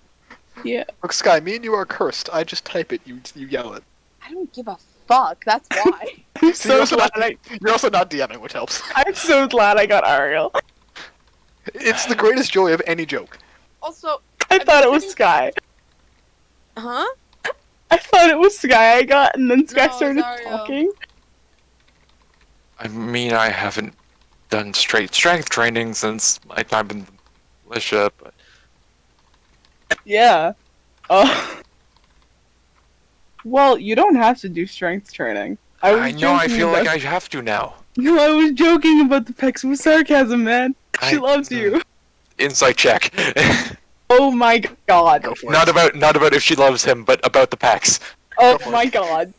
Oh no, you've hit it in security. Okay, I'm gonna Pecs say don't matter. I'm gonna say this. It's a joke that not even any of you will get. This reminds me of undefined shoulders, and I'm just gonna leave it at that. Mags, if you ever watch this, I'm sorry. Anyways, Oh my god. Ashta, it's not about the pecs, it's about the personality. And you won her over? What the fuck is going on? We don't yeah, You- I will say at this point the Roseman just goes. Now, while I'm quite glad to hear you guys laughing, shall I let you get back to your respective friends? Oh shit, we should straighten up. If you Is put there- pressure on your eyes, it makes it seem like you weren't crying. That's what I do every morning. There's just a flash of magic, and you guys look like you did when the thing started. Thank you. Is there anything else? Just get out right now. Senior gives him just one more hug and just goes, "Love you, dude." Love you too. Yay. No, but seriously, even if it's petty. Fuck you, the roses were funny. The rose petals were funny, the flower was a bit much.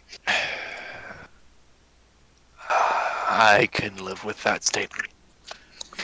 And just they both walk out. Yep, well, the bubble just pops around you guys, and you guys hear like it's like ah from behind. You turn I should around. just like is rubbing the ear, like ears pop.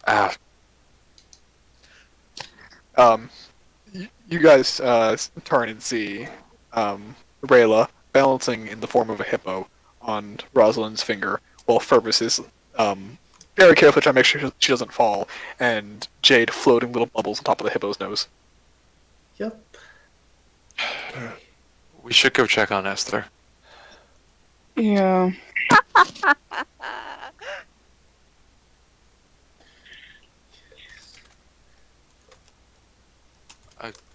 Especially, has anyone talked to Esyther since she went up? I wanted to give her some space. She never feigns back to me when I ask for my belt back, and I'm kind of sad about it. Speaking of, so as we hard cut to Esther, who I think technically has at least 45 to an hour to meditate, because that was a long conversation. We were talking for literally an hour. Esther, you are focusing on Thoth, right? Yep. Go ahead and roll me a D100. Give me a minute. I'm gonna add 1 hour to meditation. Fucking. That took so long, and I'm getting the hour out of it. Honestly, fair. Yep. But might I add, beautiful conversation, and I almost started to cry. No, fuck, that's the wrong rule. Joke's on you, I did cry. There it is. Yeah. Ready? Okay. Give me my man. So you get a loose connection. You're not quite dropped directly into the library, but you can feel the connection to him. Thoth, you're going through a tunnel. It's just a thing of, oh, your mind is clouded, but I'm here. If I wanted to learn something, I mean, you came to the right god. what would you want from me? What are you looking to learn, my dear? You know I simply ask for new information. She's going to give the most expensive one that we talked about. He kind of shrugs, like, That wouldn't cost me anything to give you the ability to learn it, but again, give me something to put in my library and you can borrow a book from it. Does something personal about me work? Anything that isn't written down. Information is currency, dear. Can we switch, please? Yeah, go for it. Nice. Also, yeah, Ty, you can go to bed. It's going to be mostly a Esther thing. No, it's okay. I'm still awake. I know when I need to wake up. Okay. If I need to go, I'll just If stop. you, yeah, if you want to also just like switch to your phone, like headphones, and then just listen in bed, maybe. Either way, up to you. In like 30 minutes, I may. If we keep No, going. it won't be that long. Okay, that'll be good. Sorry that took so long.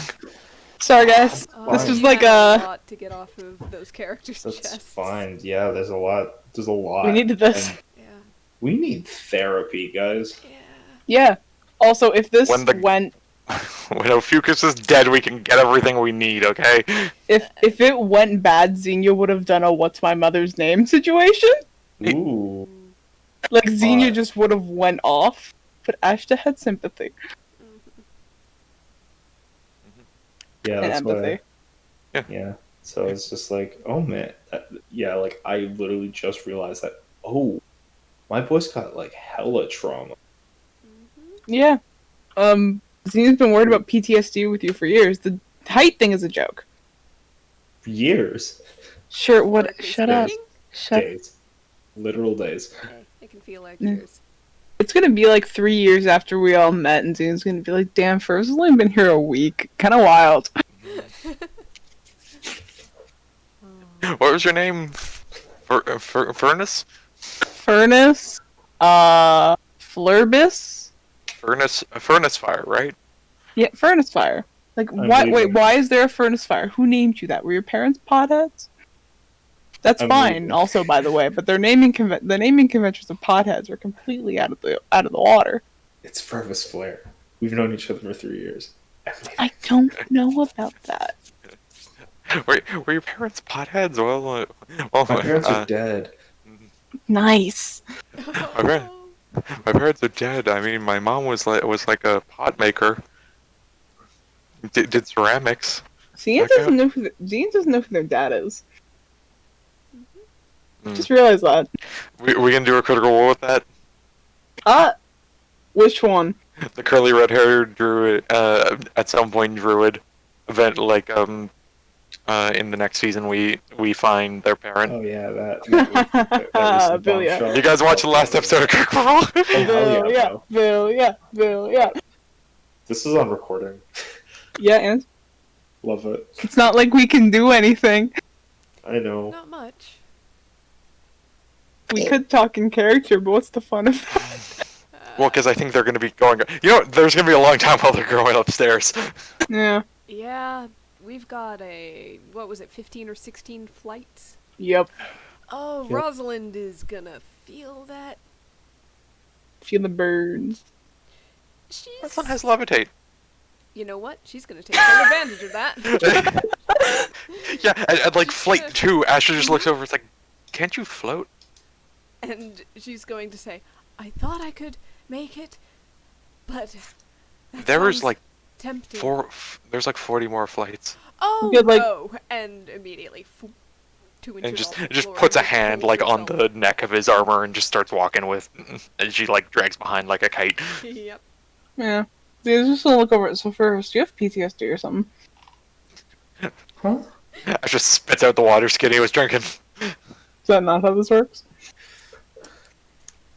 Oh, we're just jumping right into it, huh? I don't know. We said we were concerned. About what? You. We have thrown you into way too much in these recent weeks. We've been here a month, and on day 2, we've been talking about murder of very powerful figures. And we're wondering if you, as a developing mind, are mentally okay and stable.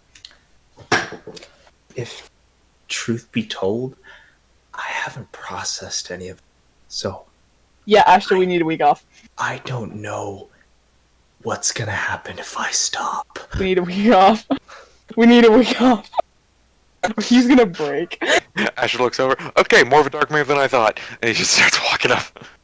Yeah, dude, you didn't think that? Oh, wait, just not to this extent. We had a bonding moment. I cried in your arms. Stop. No, we don't mention. No, it's just... Not a roll. While we're being outright, Fervus, you remind me a lot of a younger version of myself, and it horrifies me. Don't turn to alcohol. Huh? Also, there's none on the castle. I promise. No. I was being a hard ass, but it's appreciated. That okay, good. That was a lie. I need wine for cooking. Then Have just- you ever had beer battered fried chicken? Well, I don't give it to you. You get just the plain battered fried chicken because I know you don't like anything else. I leave it out of your food, but everyone else, they gotta get the little gnomish wine, the little dwarvish beer. I get them from the local breweries. That's why I was ever so slightly anxious when you made the chicken that one time. Yeah, I didn't put anything in yours. I always make No, sure. no, but I could smell it. Yeah, I should warn you in advance for that, shouldn't I? Yeah. I'm pretty sure I can still figure out the year of a wine. Fervus, are you okay? I was walking up these stairs, giving. I Alright. don't know, bro. Stop on this landing. We're gonna sit down on the floor. Everyone cross-legged. Everyone hold hands. Rosalind, hold on to Ashta's hands very carefully. And we're all Fervus. Let it out. I never got to be a child. Uh-huh. I've had to grow up so fast. Uh-huh. Just to survive, Uh-huh. live. Uh-huh. Now... He's starting to hyperventilate. Well, who knows how to deal with this? Fuck. I don't know if Rosalind knows. I don't know if Rosalind knows. You okay. know what? Everybody roll, since the DM isn't here to rule this, what do you think? Everybody roll a quick wisdom check and we freak them out in the other chat. Yeah, let's do it. Highest one Hey. wins. Flat wisdom. Okay. Ashta! Ashta, you maybe you helped somebody? Maybe you had one? I don't know. Maybe again, this is a very dark mirror. Yeah. Talk to the mirror. I think I know where you're at there, bud. Not enough time to know who your parents are. Just going forward. Parents are dead. I still haven't processed that.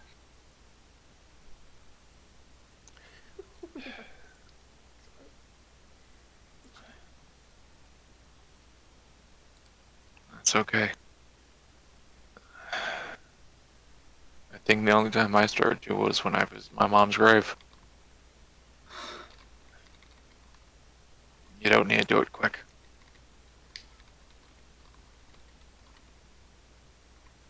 He's just going to start to cry. Asher thinks to himself, okay, you got this, you figured it out, and Xenia seemed happy with it. And he tries to hug Fervus. Oof. We're at the beach. We've taken over the camp. God. Their dude is dead, we're at the beach. Beach. Oh, the sad chat. Man. So yeah, Asher does his best to like hug to Fervus. Fervus isn't working. Does the hug work? Fervus.exe has stopped working. Rosalind will lean over and try to help. Just make it a group hug a little. And he's gonna pat the top of his head and then probably get shoved in by someone. Yep. Yep, gauntleted hand goes on Xenia's shoulder and just in. There's another hand on needs the this. other shoulder from Rosalind. Pull, pull, pull. Oh. He's crying a little bit again. It's all right. You can. You've already done so much. You're doing so good, buddy. I love you so much. You're so amazing. You're so amazing, sweetie. Look at all the bombs. You can make a bomb in 6 seconds. You can just make a potion. It's there. And then you can make it even better in like 2 seconds, and that's so amazing. Then you can throw it.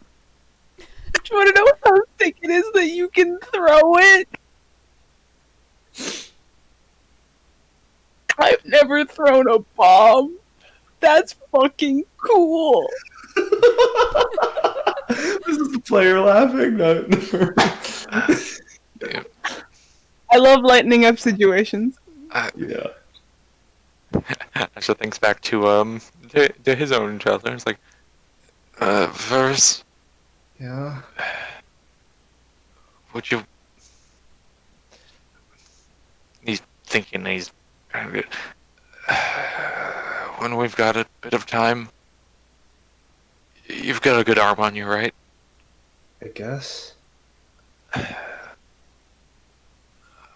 Thing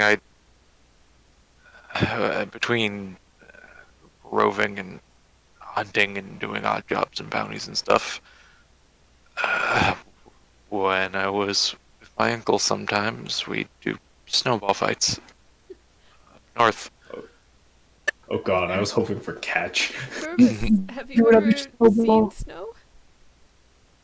No? Oh, guys. Oh, we need to have you have an experience. There's so much you can do with it. Have you seen Sending Snow, you all Rosalind? I'm also sending you all DMs. What? Have you seen Snow, Rosalind? They had the Festival of First Snow. They all had a snowball fight. We've been Right, there. Yes. Yeah. Good point. All DMs with the same information in it. I'm done. I need confirmation.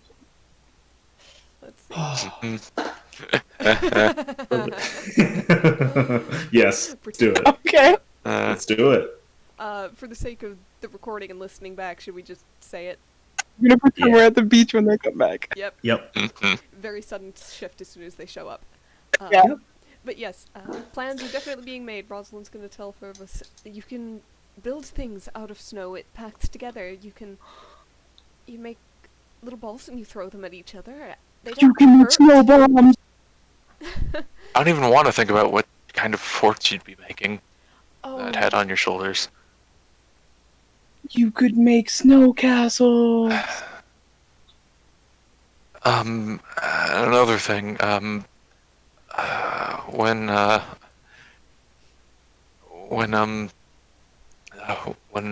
the wolf pups older, we would just kind of get a ball and just throw it as far as we could.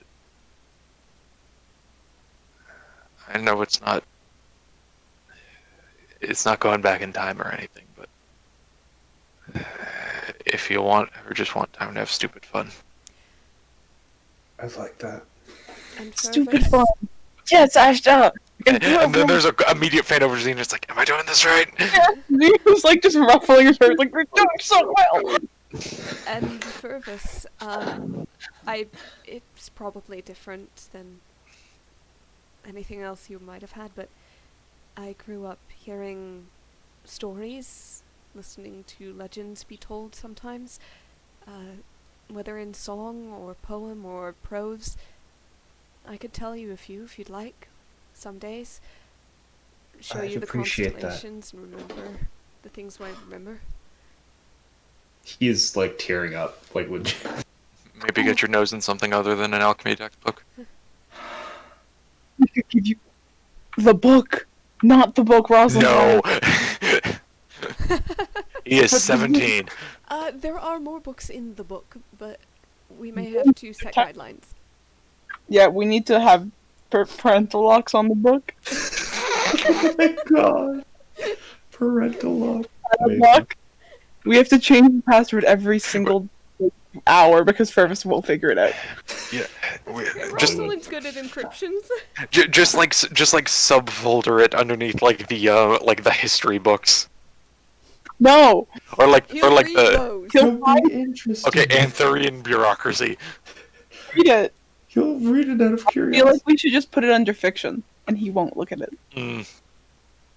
I feel like Put it under an objectively like outdated and wrong alchemy textbook. He might read it just to know how wrong it is. correct it. He may annotate it. Mm. I don't This think we can isn't- win this one by trickery. This isn't a heroism potion. This isn't how you make a heroism. It does what? What? Oh, that's not a wand of magic missile. No. Oh dear, that's not how you make death. Ooh. 4 Wow. hours longer. Consultant alchemist. Sultan. I'm an alchemist. What are you talking about?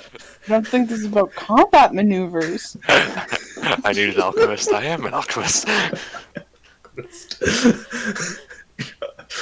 An alchemist? I am an alchemist. What are they talking about?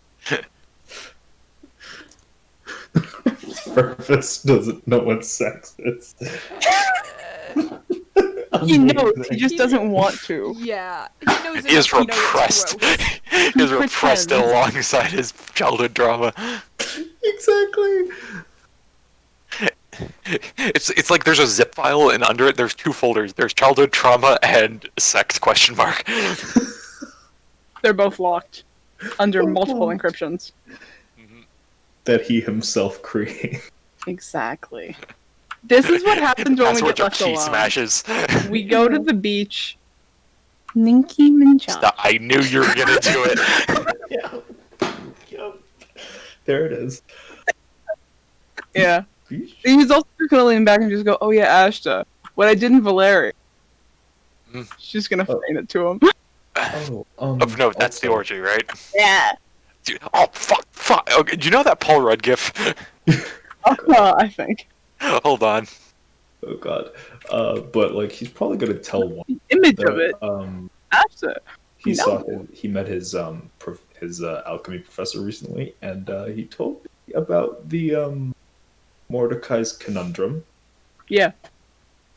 Apparently, the university is giving out 100,000 gold to someone who cracks it, and Get it. I already have. You did it. Get the money. Well done. You Here it is. I the found it. money. Oh, it's the Paul Rudd. I said Paul Rudd. Oh, I think it's Polaroid. No, Paul Rudd. I used that Polaroid. And I'm like, Yeah. And you And can be like, Ashta- I did that. okay, so it's a real quick thing on the the prize for the Mordenkainen's thing. Mordecai. Mordecai's. Yeah.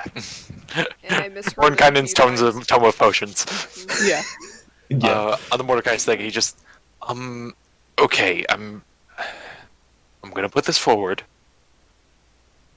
Are we sure we want to go publishing information coming from the noggin of a kid who has literal godlike intellect? I don't think we need to publish it. I just think we need to be like, we did it. Show I would proof to the think- people who need it. But the prize will.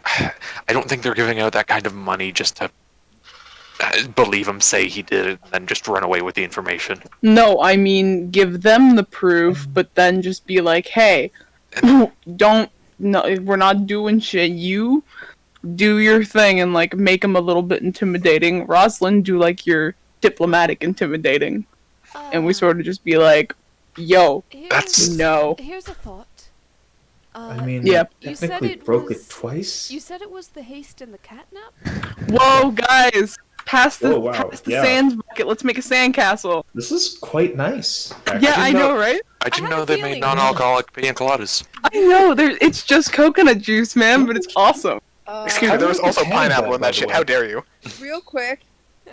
I'm sorry you guys are all having fun, but Conrad, as the dream fades, Esther takes a breath and bursts into tears. A lot Quiet. of that. Go back and watch the recording. Yeah, Uh-oh. you should go back and watch the recording. Uh-huh. Those wisdom checks are confusing as shit. You're welcome. I am the GM now. I dropped a raw ass line, and then I saw 3 wisdom checks roll. I'm like, oh shit, was it that good? Yeah, dead ass too.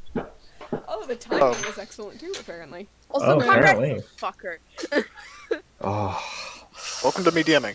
I know. So as you sit atop a tree growing to nowhere, surrounded by people hundreds of feet away, flying above you, below you, within your perch, and away from your mind, alone for the first time in who knows how long, at least physically. You sob into the morning air. That's where we're gonna end session. Dude, no, I don't know if I can get back into this headspace, man. But we were at the beach. we were at the beach. Let's get away. Wait, did we forget Jade? Yes. No. Did you bring Jade? We're Okay, I guess- Purvis brought Jade. Okay, now, Purvis brought Jade. before I try to end session, the hell did I walk away from? Go back and watch the recording. Go back we're to on our way. Recording. Okay, Run away. As as the someone group who of needs four to pick inform the themselves- rest of this session, the hell did I walk away from? All right. Once the recording's over. All right. As the group picks themselves up from the landing of one of the stairs, pat each other on the shoulders with tears in their eyes, they continue walking upwards. Now. All right. Till Here we next go. time.